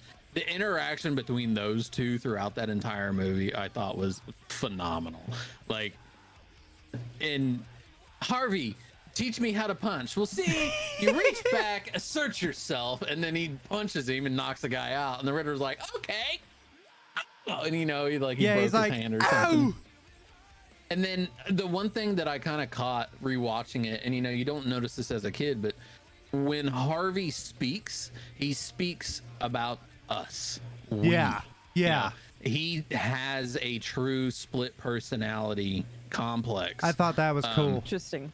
Yeah, and you don't catch that as a kid. You don't understand that. Right. So rewatching it now, like he says it throughout the entire movie. Never once does it slip. So not only is that good writing, it's good acting because he never once let it slip that I want to do this or, you know, I will be here or I this. It was never a singular. It was always we, us. Yeah. And you're thinking, you know, as a kid, you're probably like, oh, he's talking about him and the two chicks because he always had the two chicks around him. Or him and Riddler they were or something hot. like that. Well, it was, what was it? Drew Barrymore and I forget the other chick's name. Drew Barrymore. Yeah, but I thought that was such a good little, like, just fine, minute detail. Doug, you know what always bothered me about that movie? And it is such a stupid little thing. Oh no. You remember the scene when they're at the Grayson like circus, the flying Graysons? Yeah.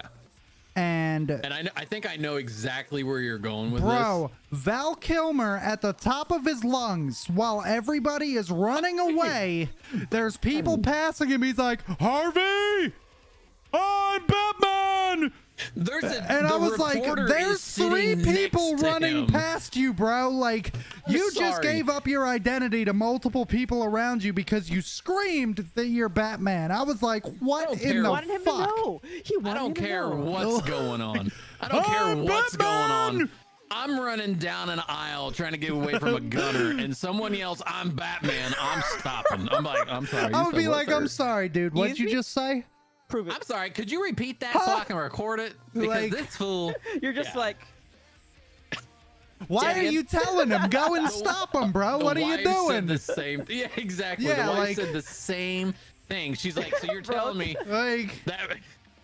Say it so again. You're telling me that reporter did not hear him say, "I'm Batman." Oh, hold on. Like, I was could you like, repeat that for me? Yeah, right. Like, dude. That always bugged the shit out of me. I was just like, this motherfucker's just tossing out his identity like it's free candy, bro. Like, man, the whole movie. The whole movie. Yeah, dude, multiple times in the movie. Did it too. Keaton did it too, because remember he rips his mask off in front of Selena, and he's like, "Why are you doing this?" Right, but that was somebody that knows his identity in the comic book. This motherfucker was yelling it at people that were eating popcorn, watching a bunch of people in unitards doing cartwheels in the sky. Like, dude's like, "Oh, I made the comment where, like, you know, what his family tells Dick to take the bomb outside, right? So he's climbing to the top. So he knows nothing of what's going on underneath. Yeah. And, you know, his family gets killed. And he tosses the bomb off and it blows up. As he's coming back in, we're watching the movie, and before he gets back in, I looked at the wife and was like, "Mom and Dad, I did it." She was like, "That's terrible." I was like, "Well, he doesn't know what's going on." Can we just talk about how, like, Chris O'Connell's Dick Grayson became like a 32-year-old orphan in a unitard? No sense whatsoever. In a unitard of all things. That it's in a unitard. Of like homie wasn't wearing, like, he wasn't wearing like a soccer uniform or like normal casual clothes. The dude became an orphan in a fucking leotard, bro. Yeah. Like, thug life. If I ever become an orphan, I better be wearing something dope to make myself feel better. No, like, you gotta, if you become an orphan, you best show up in a unitard. I don't care. Look, man, I don't want to be like, I don't want to have to tell people like, yeah, I became an orphan while I was buffing a car in my car dealership uniform.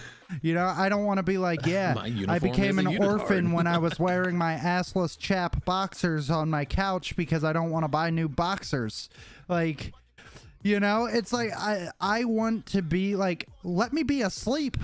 Like, let me be asleep when I become an orphan. Let me, like, be in the shower while I become an orphan. Like, just, I don't want it to be, like, weird. Like, I don't want to be in a leotard becoming a fucking orphan, bro. Like, fuck that shit. Just saying. 2 things I wanted to. So, Mo, you saw the first animated Spider-Man, right? Into the Spider-Verse? Or was it Across the Spider-Verse? I thought it was Into. I can't remember what it was. Into. Okay, you saw that, right? Yeah. Okay, so I read an article where both Haley Steinfeld and Malik both want to play said characters in a live action version. I'd be down for that. Right. Same. Isn't Shamik Moore like 40? think he's in his 30s. We're not going to talk about it, bro. But, I mean, still, he even said that like he wants to lose weight and like get to a point to where like he could play a younger Miles.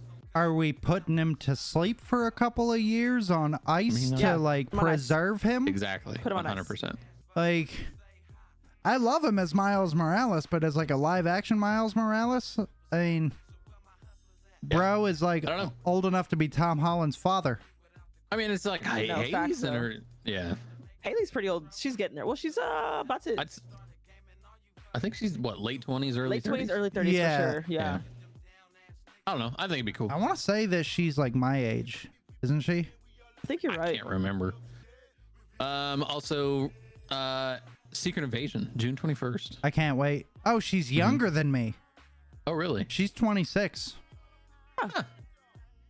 The more you know. Well, she can't play Gwen Stacy in live action because she's Kate Bishop.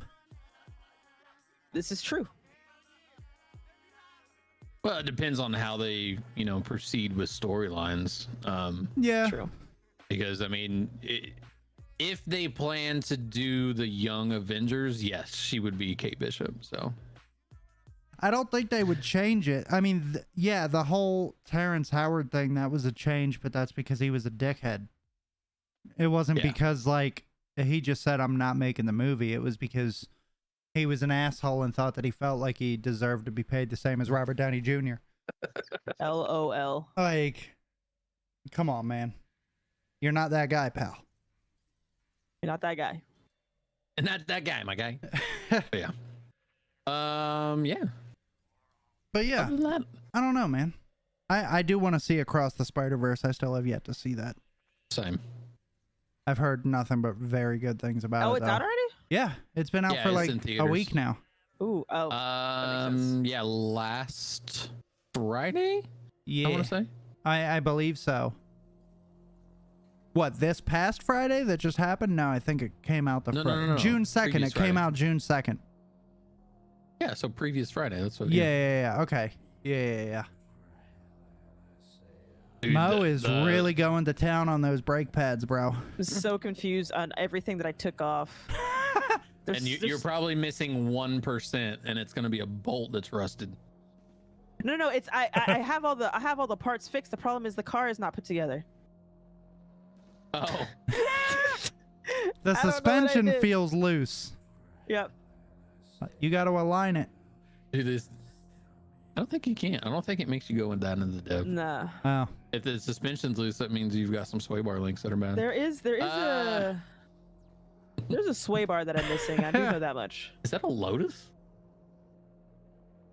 So Mo, do you have any questions pertaining to Marvel, DC, Marvel, anything? DC, anything? Who was your favorite Marvel villain? My favorite Marvel villain's Taskmaster, but I don't want to talk about it Why? because of that shit show that they made in Black Widow. Oh, I'm sorry. No, I love Taskmaster. That's my character. My favorite Marvel villain. He's just badass. If he's done right. Hint, hint, nudge, nudge. I think what I said the last time, like my favorite Marvel villain is Juggernaut. Yeah. Yeah, your favorite is Juggernaut. I mean, I'm torn between Mystique because for whatever reason, sexy blue ladies, sexy green ladies, I like them all. It's a lady in a different color. It's a lady that is not white. I like her. And then Taskmaster.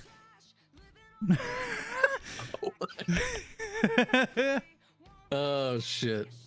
Yeah. I don't know. Juggernaut's always been one of my favorites. Juggernaut's badass. Yeah. What about you, Mo? Who's your favorite? There was two different Juggernauts, right? I'm thinking of the one that's in Deadpool and the one that was in X-Men. Well, they're the same iteration. Same character, different actors. The original Juggernaut had a son who became J2. Yeah. Oh. Yeah, so there is technically two Juggernauts, but they're related. Okay. Yeah, it's supposed But to be the wasn't he a same hero iteration. though? J2, Yeah, I think he started out like in his dad's footsteps, but he ended up being like yeah, going to the good side. He became like I think he ended up anti-hero. I think he ended up working. Yeah, he ended up working with X-Men a couple times, but he's not as big.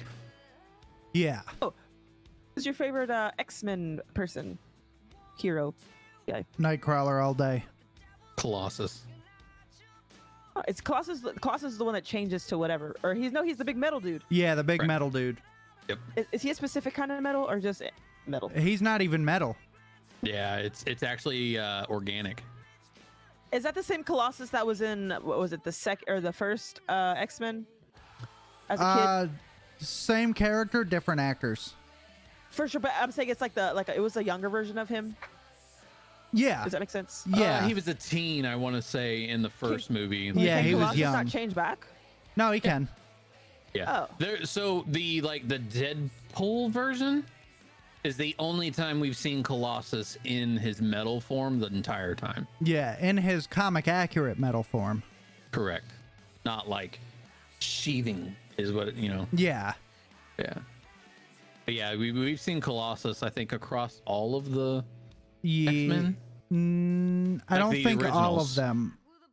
I think there was one of the original 3 that he was not in. That he was not in. I can't remember which, but yeah, Colossus is a cool character. I like Colossus. He's badass. I don't know why I have the characters that I like are either like metal or big, like Juggernaut, Iron Man, Colossus. Like they're all.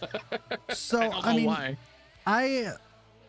I can agree with that because a lot of people question my love for Nightcrawler based purely off of one thing, and I think I've told you this. I might have even told Mo this. So both of you know that I just like tanks. I do like tanks. yeah, you do. So Mo, you know Oil that in this car. Sorry. you know that I don't have like a religious affiliation. For sure. And Nightcrawler, one of the biggest parts of who Nightcrawler is the fact that he is Catholic. Yeah. Yeah. And like everybody's like, really? You like him and you're not religious? I'm like, dude, I don't know what to tell you. I just think he's badass. Like, he could teleport, he's a mixed martial artist, and he stabs people with his tail. I'm a simple guy. I'm a simple guy. Okay. And his parents are Azazel and Mystique. Mystique. Yeah. Yeah. Oh, that makes sense. The more you know, Yeah. because he's blue. Although and they- he can teleport. They did him dirty as hell in the X-Men, the Young Was it- X-Men. First Class, I think is what it was called. Yeah, I believe it was First Class. It might have been the second Young X-Men. The wife said again, he's not white. Okay, Nightcrawler being blue is not an attraction to me because I am straight. But his mom's hot. Someone come out with a purple people eater and Brones is done. Look, man, I'm just saying, bro. Oh, shit. It's not my fault, Altita. But no, I think Yeah, they did Nightcrawler's him dirty in badass, that but movie. they did him dirty as hell in the fact that, X-Men you know, films. Nightcrawler and Azazel are like in scenes together. Yeah. Yeah. And it's never like even joked or like questioned or anything. And I'm like, Right. are we just going to skip over the fact that that's his dad? And not to mention, we have a young Mystique save a young Nightcrawler from that weird Fight Yeah. Club type thing. Like, Yeah. And they're how like the are you same saving age. your son Yeah. when you're his mother and like you this what? I did like the fact that like when Quicksilver meets Magneto for the first time and he's like, you know, my mom messed around with a guy, blah blah, and he's like, really? You know, they kind of tease it there, right? And something I noticed too, so you know, one of the qualms with that movie as well was that, you know, you had Quicksilver, who was again late teens, early 20s, I'd say, and his twin supposedly, right, was his sister. Right. And she was sitting in the living room and she was significantly younger. But if you listen to that scene, she says something about his twin upstairs. They're not talking about the daughter sitting in the living room. You don't see Wanda. Huh. Yep. I didn't catch that. Yep. I did not catch that. Yeah. That's wild. The one X-Men movie I will never, ever, ever, ever forgive is Origins, bro. That movie was god awful. I'll tell you how bad it was. So, if you don't Have you seen know, that one, Mo? I think everybody has seen X-Men Origins Wolverine, and we all want to forget that we saw it. But we talk about things like this on our podcast. So, a lot of you know, this is my favorite Marvel character, my favorite Marvel superhero. And the bullshit that they did to him in X-Men Origins Wolverine. I honestly feel like I had PTSD. Because I had to convince myself that that was how Deadpool was originally created. I had to convince myself that he became the Deadpool. I had to convince myself that he pulled katanas out of his wrists and put them on sword handles just to make myself feel better. And the reason he had the diamond from his mask was because he used Cyclops's laser vision. His fucking eyeballs. Oh my god, dude, that movie. Terrible. I had to convince myself and all of my friends at school that was the origin. At school. I didn't tell my friends that it wasn't real. That was the origin of Deadpool for years, that's bro. So unfortunate. I'm sorry that you had to deal with that. Dude, that was heartbreaking. I was so upset, and Ryan Reynolds was mad as fuck about that. I'm glad he was able to. He got a second chance. Wrap that up. Me too. I am sure. so glad that he was able to fix that because, oh my god, if that was the Deadpool that we have to go through life knowing, it would have survived. It would have survived. We wouldn't even have a second movie. No, we would never had a second movie. Dude. We would never have the option of a Deadpool Wolverine movie. That would not be the case. That movie would have tanked. Oh man. Like if they tried to like extend that out, right? So say they took that Wade Wilson, character and made a movie out of it. No. It would have. Oh my god. Well, Ryan Reynolds is another one that we had to have a couple shots with different characters before he got one right.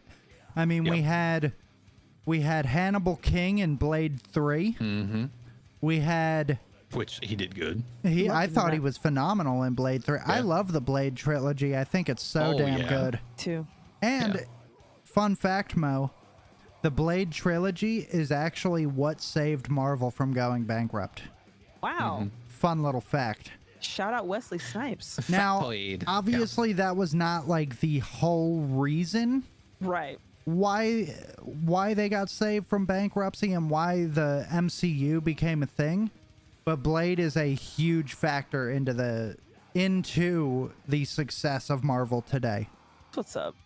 But Ryan Reynolds was in that. Blade 3 is Hannibal King, and then we got him in X-Men Origins Wolverine. And then we got him in Green Lantern, which I was really shipping for that to be a good movie. I was so fucking excited for that movie. And then when I saw that the suit was CGI, and just and it looked like muscle. It didn't look like a suit. It was kind of the concept of like it was like a nano we had suit. Colossus. Yeah. I was heartbroken because I was really excited for a Green Lantern film. I really was. Yeah. And are they ever going to remake? I don't think it's ever been said. We're supposed to get a animated. Well, no, there was plans for a live action Green Lanterns TV show that was going to have Hal Jordan. It was going to have Guy Gardner. It was going to have Alan Scott. It was going to have Kyle Rayner. It was going to have all of them. And it was going to be like, they said something about it being like a buddy cop, like detective type film, which I would have been totally down for because the Green Lantern Corps is space cops. So I also find it weird that you are going to have all of them because the reason like certain ones came into effect is because the other ones were dead. Yeah. Yeah. So that's a bit odd. Well, I think it was going to be throughout the seasons. I feel I don't think it was going to be all of them introduced at once. But now that James Gunn and Peter Safran took over as the CEOs or presidents or whatever of the DCU, now no longer the DCEU, I don't think there's been any word on the fact of the Green Lanterns TV show on whether it's still in development or if it was canned. I hope not. I mean, James Gunn did mention that he wants to introduce the Green Lanterns at some point on his mission of redeeming the entirety of DCU. Nice. So, I'm excited for that. I love James Gunn. I fully trust. I mean, Doug and I have both had this conversation, Mo. We fully trust James Gunn with what he's going to do with the DCU. But that's a good question to ask her as well about the whole same actor across the board. James Gunn wants to do this like impossible feat, and by impossible feat I mean it's never been done before because it's probably way too expensive. I don't see it. I can't see it happening, especially if he's getting big names. But let's ask Mo what she thinks. So James Gunn wants to. So if you get cast as a character in his new DCU, he wants them to play the character across all iterations: video games, animation, live action, audio books, audio whatever, web series, and he wants their likeness to be used in comic books. Yep. That's a bit much. I feel like it's because a lot of the people that he wants, obviously James Gunn is a very expensive man when it comes to casting characters. I mean, he got fucking Vin Diesel to say 3 words in a trilogy. Like, so, I mean, and John Cena for Peacemaker. John Cena is like a notoriously expensive actor. Really? I mean, that makes sense, actually. So he wants the best actors for the job, much like anybody when it comes to projects. Yeah. So there was a rumor, just a rumor. It hasn't been confirmed. It hasn't been denied that James Gunn has spoken to Bradley Cooper about playing the DCU version of Batman, not Superman, Batman. I mean, I'm with it. I think it's cool. I think Bradley Cooper would do a good job as Batman and Bruce Wayne. However, the chin for it. How expensive is that going to be if we get Bradley Cooper voicing the character in video games, voicing the character in animation, taking his likeness for comic books? Super duper expensive. Dude. Yeah. The man wanted $15 million just to come back to The Hangover because he didn't even want to do the third Hangover film. Yeah. Gosh. Like, he wanted $15 million just for that role. And he got it, obviously, but how expensive is it going to be bringing Bradley Cooper in for all forms of media as Batman? Like, think about that. Your budget would have to skyrocket just to be able to afford him. It would have to. So I don't think it's, I personally, don't think it's plausible. Yeah, I don't think it's possible. It's a great idea, but I don't think it's possible financially. Unless James Gunn starts putting his own money into it. LOL. Like, so you would agree with that? You don't think it's like a financially possible situation? No. Unless you knew you had a big budget. Like that's a lot to pre-plan for, and right. And especially especially because, I mean, to me, if I start playing a character and all of a sudden I had to take off, like what does my contract look like? Am I going to start making more money because it took off, or am I stuck to what we signed off at the beginning? Like I don't. Yeah. Right. Exactly. If it is successful, well. If it's successful, I'm gonna want more money towards the middle of that contract. I'm gonna want more money. You know, if I'm successfully playing a character, I should get paid more, right? Oh, fact. I feel like that's just like a normal thing. You do, regardless of it's, you know, you're gonna get more. The way it works is you make more money every time you do it. So yeah. The next project after that, and after that, it's gonna get expensive. Yeah, you're not wrong. Now, Doug, I want to know what Mo's fan casting would be for the Fantastic Four. I want to know what your fan casting would be for them.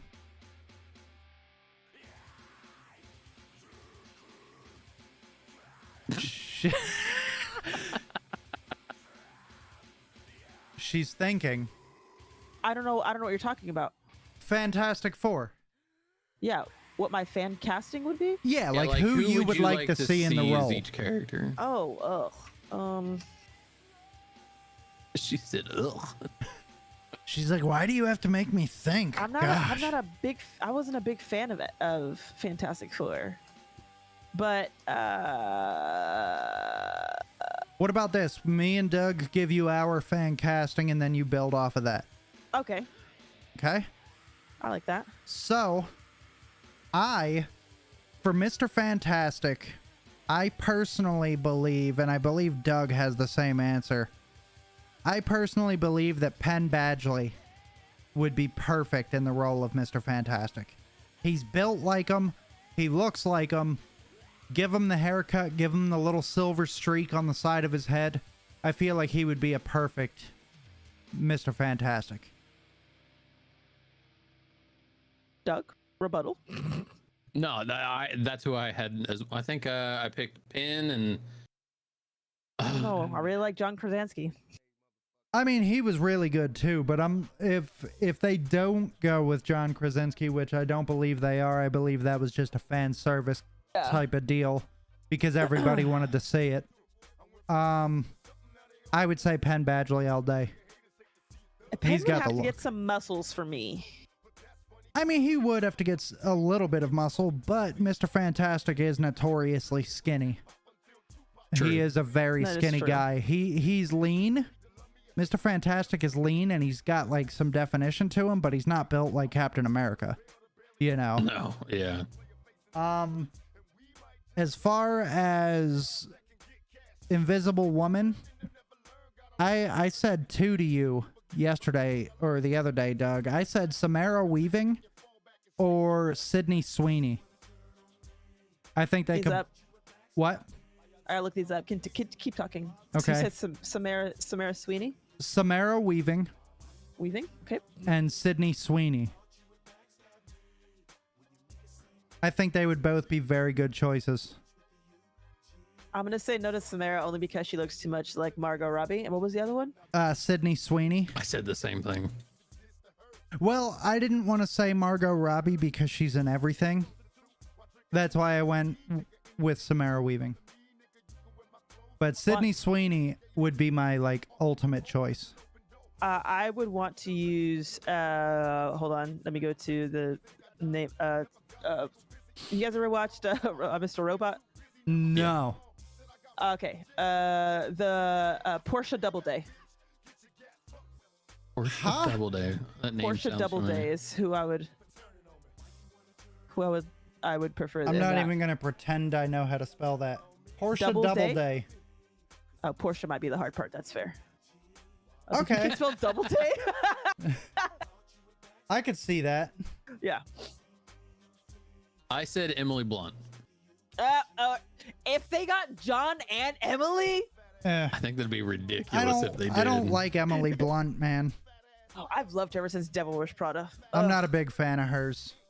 That's the only thing I've really ever seen her in, though, if I'm being honest. I didn't watch that stupid jungle movie with The Rock.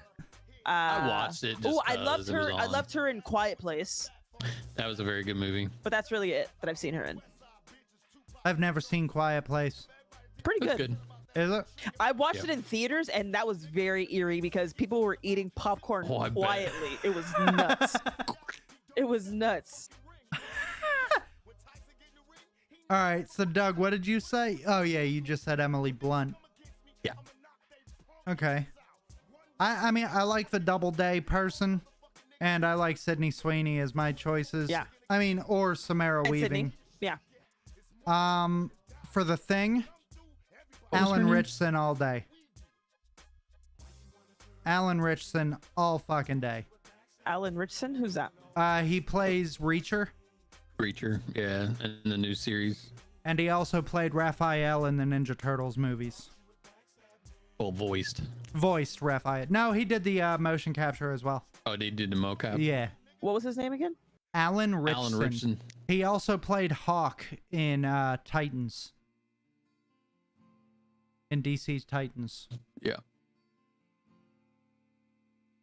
What is his last name? Richson. R-I-T-C-H-S-O-N. I was like, Richardson. And he's playing. Thing. Yeah. Thing. Dude, 6'5". He's like 240 pounds. He's built like a fucking brick wall. He's already built like the Thing. Yeah, all you gotta do is. If Goldberg was younger, Goldberg would be. What? What? Oh, I'm that'd just be kidding. hilarious. I like this one. I was just thinking of bald guys, and the only person that came to mind was Goldberg.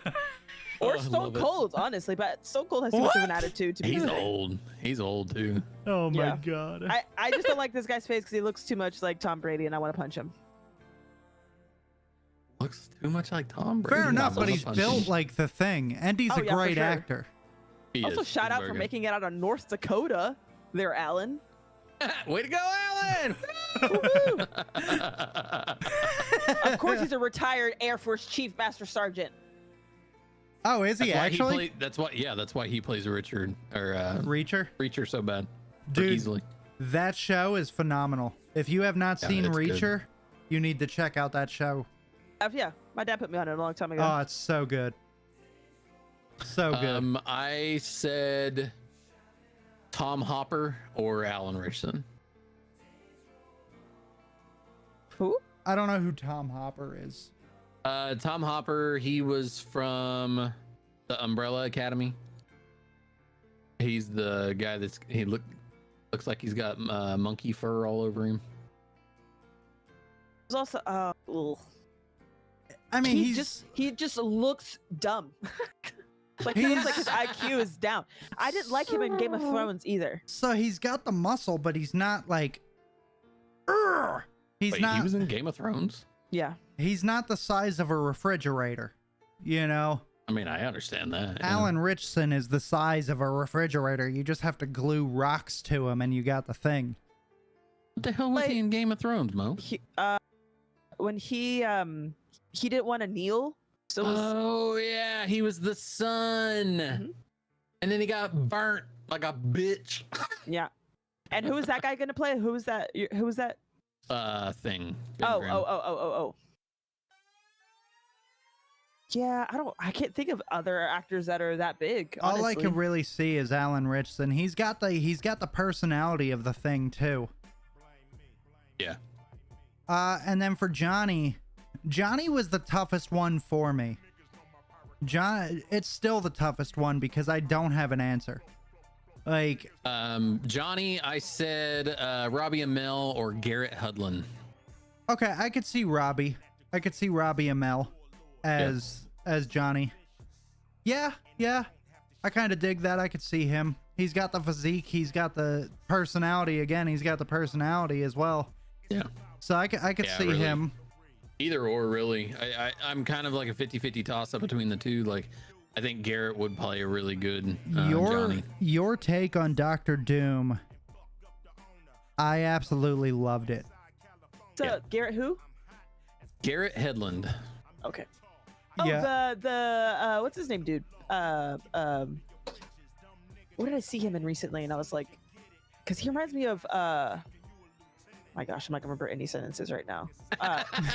All the words. From Four Brothers. Yes. Yep, he's the little brother. Yeah, the little brother that gets shot like 800 times. And he was in Friday Night Lights. I could see him. I could see him as Johnny as well. Yeah. But dude, Doug, your Dr. Doom, that was like a perfect. Which one? Because I put two, but there's I think you one know which one. Better. The out of left field one that I would have never thought of, and that was Cillian Murphy as Dr. Doom. I would have loved that. Yeah, that would be incredible, bro. I think like he is such a presence. Like you had him as Scarecrow, right? And then you look at Peaky Blinders, the character he plays there. And I think him as Victor Von Doom would just. I think it would be my perfect. God, it'd be so good. I think it would be The other person I had perfect. on there was Sam Calfin. But I think I'd rather have Cillian Murphy is the Cillian, definite better choice. I would 1000% choose him over whoever the fuck you just said Sam. second. Yeah. He was in Hunger Games. I've never seen that. You Before Me, like he's been in a lot of stuff. Snow White and the Huntsman. Yes. He was the bowman. But yeah, I like Cillian. Cillian I Murphy think would be perfect. Yeah, that'd be amazing. That'd be I think perfect. out of my whole list, that'd be the one I absolutely would like. I'm about to put it out there, put a tweet out there, like Cillian Murphy as Victor Von Doom. Cillian Murphy, make it so. Yep. I think that'd be cool. Yeah. So, we are coming up on the 2-hour mark here. I was Factoids. thinking maybe we do the educationals and then we do the matchup, the 1v1, and we have a little bit of a debate, and then we end the stream and the Call it a episode. night. So Mo, I know you said that you like dabble with our podcast occasionally, but I don't know if you've ever like seen any Am I of the Marvel or educationals. DC? I don't know. We haven't done the educational in like Rochambeau from Marvel. what? Rochambeau. Rock, paper, scissors, shoot. Okay, rock, paper, Rock, scissors, paper, shoot. scissors, shoot. Oh my gosh. What'd you get? I can't even see your hand. Fuck you. Oh no! It's okay. So, we do an educational. We give a little bit of information on a character that you may or may not have heard of, or that we may or may Nice. not have heard of. And then, well, since you're the guest, we'll let you choose the page number. And then we do a 1v1 matchup where you will also choose a page number for that. So we'll let her choose the page number for both the educational and the matchup, Doug. Okay. Yeah, so Mo, the way the educational works, literally we pick a character, introduce you to said character, we'll give you a little bio, their powers, and then for the mashup, again, page, kind of do the same thing, like, you know, intro, what they can do, what they've done in the past, and then we pit the last two together, and then we kind of argue back and forth as to, oh, well, I think this character would beat that one's ass. Pretty much. 9 times out of 10, and let me tell you, every episode we've had, there's a clear winner. Except For for a winners? few times. Yeah, we've only had a few that's like, wow, that one's kind of, I like that. So, the Marvel book goes up to page 437 when it comes to characters. Oh wow. And DC is a lot less. yeah. I think yours is like, it's like 360 or something like that. 350 something. Hold on. Okay. 351. Okay. So Mo, So it's like between page 10 and 351. yes. So if you won 114. 114? Mm-hmm. Okay. I was prepared. That was You were ready. All right. Love it. This one, we all know who this fella is. The same. All right. Do you want to start, Doug? I have a man by the name of Barry Allen. Yeah. Nice. Oh, I'm so Yeah. happy. I love him so much. Obviously, if you don't know who Barry Allen is, you've been living underneath a rock since 1956. Wait, I want to sound smart. It's the Flash. Ooh. I was going to say Green Arrow. Let's see. So Barry Allen, the Flash, his debut was a comic called Showcase #4 in September to October of 1956. He lives in Central City. 5'11", 179 pounds, blue eyes, blonde hair. Present abilities, super speed, super endurance, and accelerated healing. He can think quickly, mapping out the potential outcomes of a situation and reading books in an instant. Can vibrate his molecular structure fast enough to pass through objects. His allies include Iris West, the Flash, also being, Wally West, and then Kid Flash, which is Wallace West. And then Impulse. Enemies include the Rogues, Grizilla. Gorilla Grodd. Yeah. Gorilla Grodd. Sure. Yeah. Reverse Flash and Professor Zoom. And of course this is a bifold. So okay. I'm just gonna read a few little tidbits. Yeah. If you didn't know, young Barry Allen's life changed forever when his mother was murdered and his father, Henry Allen, was blamed for the crime. But Barry never believed his father was guilty. As an adult, Barry found work as a forensic scientist in the Central City Police Department.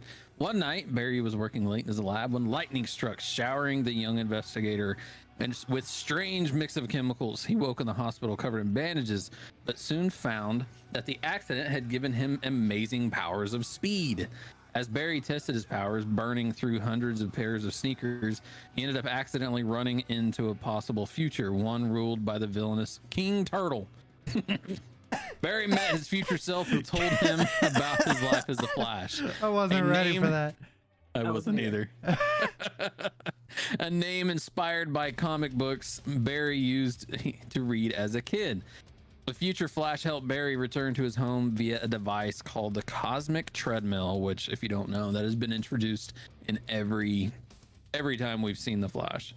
It's how he gets faster. It's how he, does things. Yes, sir. Let's see. Reeling from his adventure, Barry went to meet his love interest, Iris West, for coffee, but ended up saving her from present-day Turtle. Barry soon developed several prototype Flash suits, but only settled on his final costume when King Turtle from the future arrived to the present day, forcing the Flash to defeat him. Oh my god. Oh. Fun fact: the world's greatest speedster can use the Speed Force to travel through time. Ooh. Which kind of already knew that. Mm-hmm. What? This is new information. As the self-proclaimed fastest man alive, Barry Allen believes he can outrun Superman in a running race, even though Superman's ability to fly may give him the edge. The Flash's metahuman ability helps his body to avoid the friction caused by his high speeds and to contain the damage it should ordinarily cause around him. He keeps his costume in a ring. Now what? In a ring. Yeah. Wait, explain yourself. He's got a ring. He's like got an a ring that he ring. keeps on him, and when Green Lantern? Kind of, yeah. It's an actual suit though. It's not made from the ring. So the suit is like the molecules. He designed it to where it would shrink down. Yeah, it's got a shrinking ability.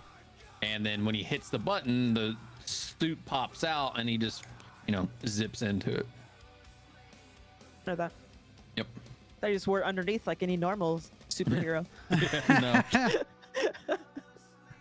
No. Let's see. One little last thing. Racing Death is what this is called. During the wow, I can't say that. War against nope. Cataclysmic. Yeah, that one. War against Darkseid. The Flash was forced to become the host for the Cosmic Grim Reaper, the Black Racer.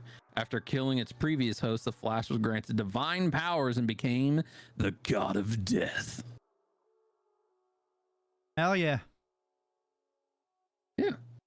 Little tidbits of Barry Allen, in case you didn't know. Like that. Hell yeah. All right. One of my favorites. For our educational, we've got Doctor Strange. Yes. Nice. Good so picks. His real name. Yeah, that was like A1 picking right there. For me. Real name, Hopefully Dr. we get good picks for the mashup. Yeah, you got to get us good picks for the mashups. Got you. So, real name, Dr. Stephen Vincent Strange. He is a former surgeon, now Sorcerer Supreme of Earth's Dimension. Okay, his actual address is in here. 177A Bleecker Street, Greenwich Village, Manhattan. Oh, well, I mean, that's the address for the... Well, the Sanctum Sanctorum, yeah. But I know that address. He is 6'2", 180 pounds, gray eyes, black hair with white at the temples. His first appearance is Strange Tales number 110, July of 1963. A little bit of information about the good doctor. Dr. Stephen Strange was a highly successful but arrogant surgeon whose brilliant career was abruptly cut short by a car accident. He suffered nerve damage to his hands that left him unable to work as a surgeon. Desperate for a cure, he went to Tibet to meet a healer known as the Ancient One. When Strange discovered the Ancient One's pupil, Baron Mordo, intended to murder his master, Mordo cast a spell on Strange that prevented him from warning the Ancient One. The Ancient One revealed that he was already aware of Mordo's treachery, and Strange became his new pupil. Oh shit, I forgot to read his powers. He's a greater mastery of the arts of magic than anyone else in Earth's dimension, astral projection and mental communication, possesses various magical paraphernalia. Instead of being a pothead, he became a magic head. Including Cloak of Levitation, which enables him to fly, and the Amulet, the Eye of Agamotto.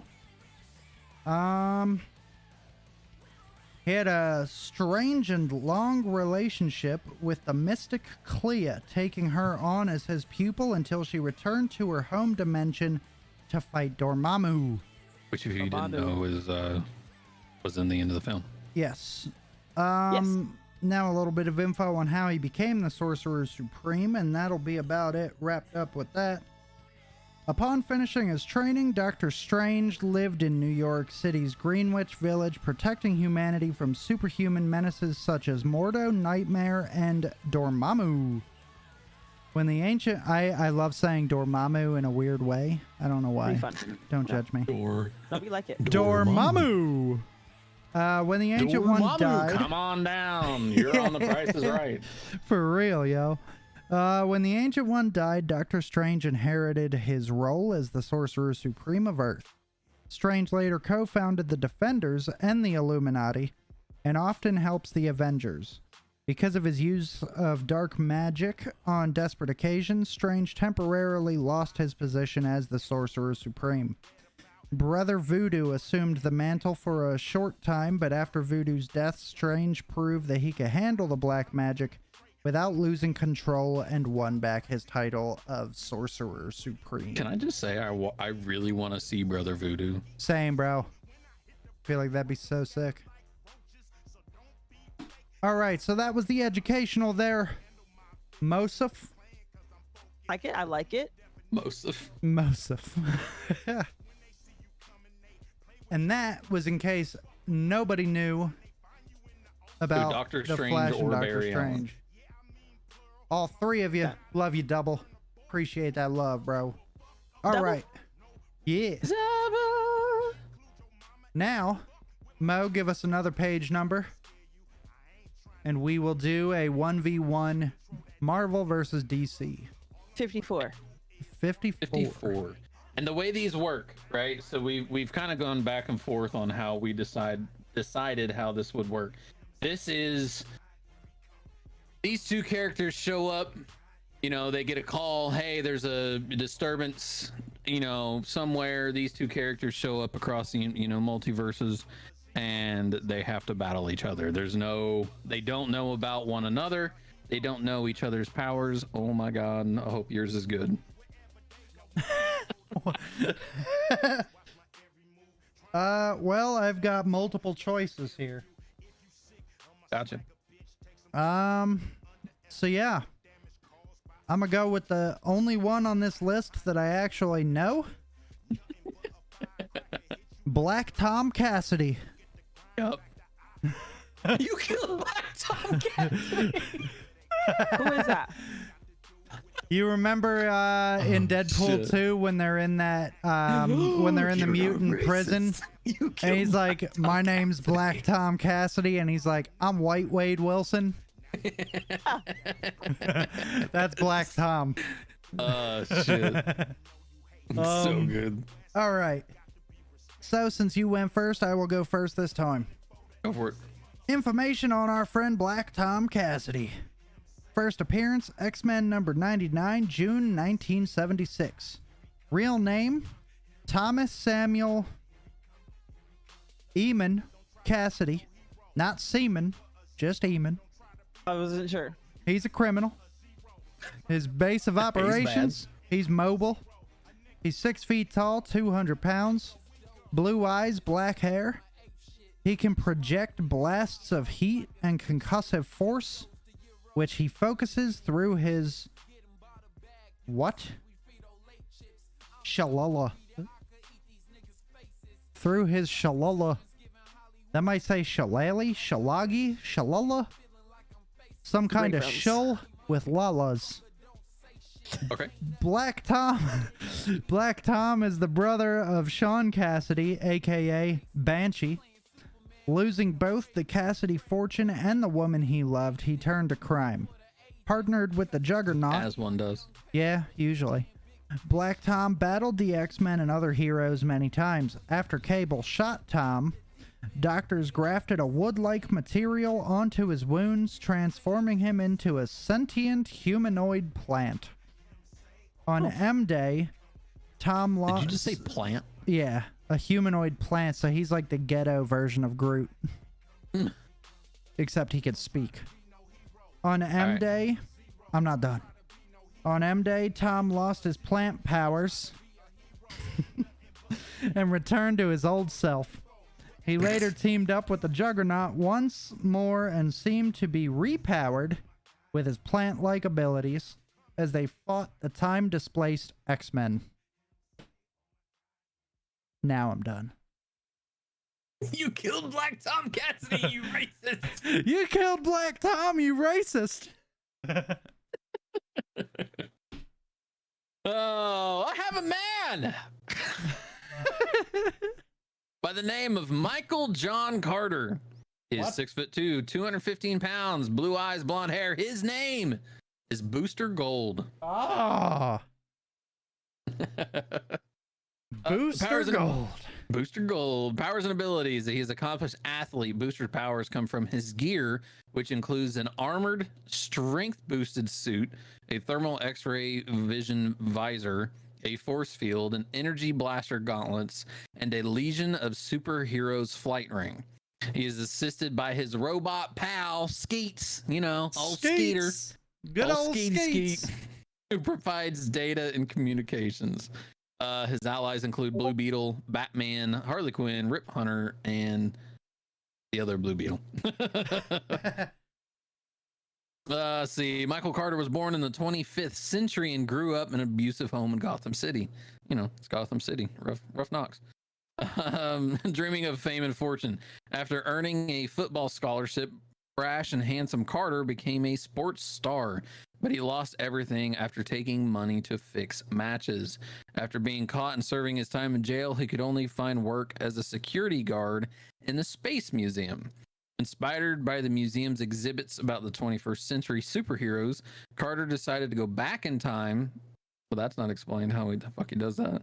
Decided to go back in time and become a champion of justice and get money and fame along the way. He helped himself to a suit, various high-tech gadgets, and a security bot. That's where he got Skeets from the museum.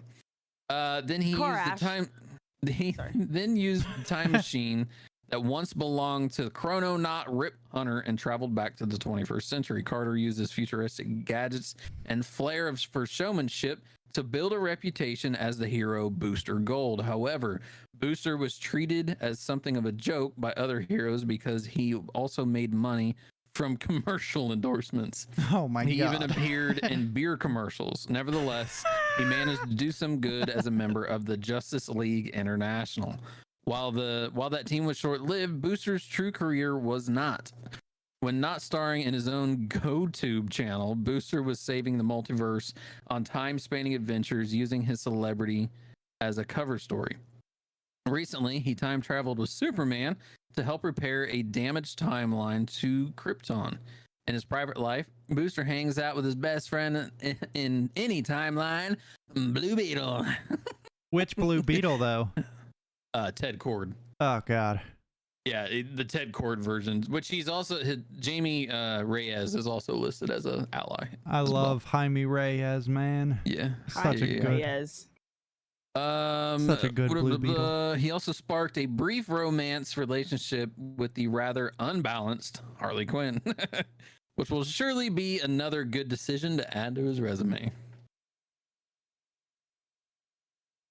Sweet. All right. So, our 1v1 tonight is Booster Gold Booster. and Black Tom. What are we thinking, Mo? What does Black Tom look like? What's it sound like? He looks weird. What? In this 1v1 matchup, who would win? He does look weird. Black Tom Cassidy or Booster Gold? I gotta go with Booster Gold. I say Booster. Yeah. I mean, I feel like Tom would give him a run for his money, but not for long. He's died a lot. Yeah. He came back as a plant. Yeah, he came back as Plant Man. I am Black Tom Plant Man. Black Tom Plant Man.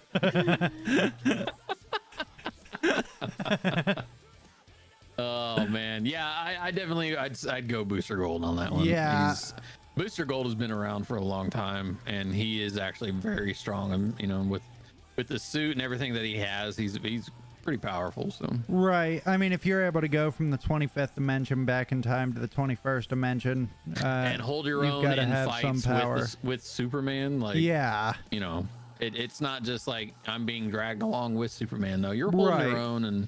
You know, you're taking care of things. So. Holding your own, that's what matters. Yeah. Mm-hmm. Yeah. That's all we ask. Hold your own. Pretty much. So yeah, I would say that's a gimme. That little cut and dry one there. All righty. Well, pop.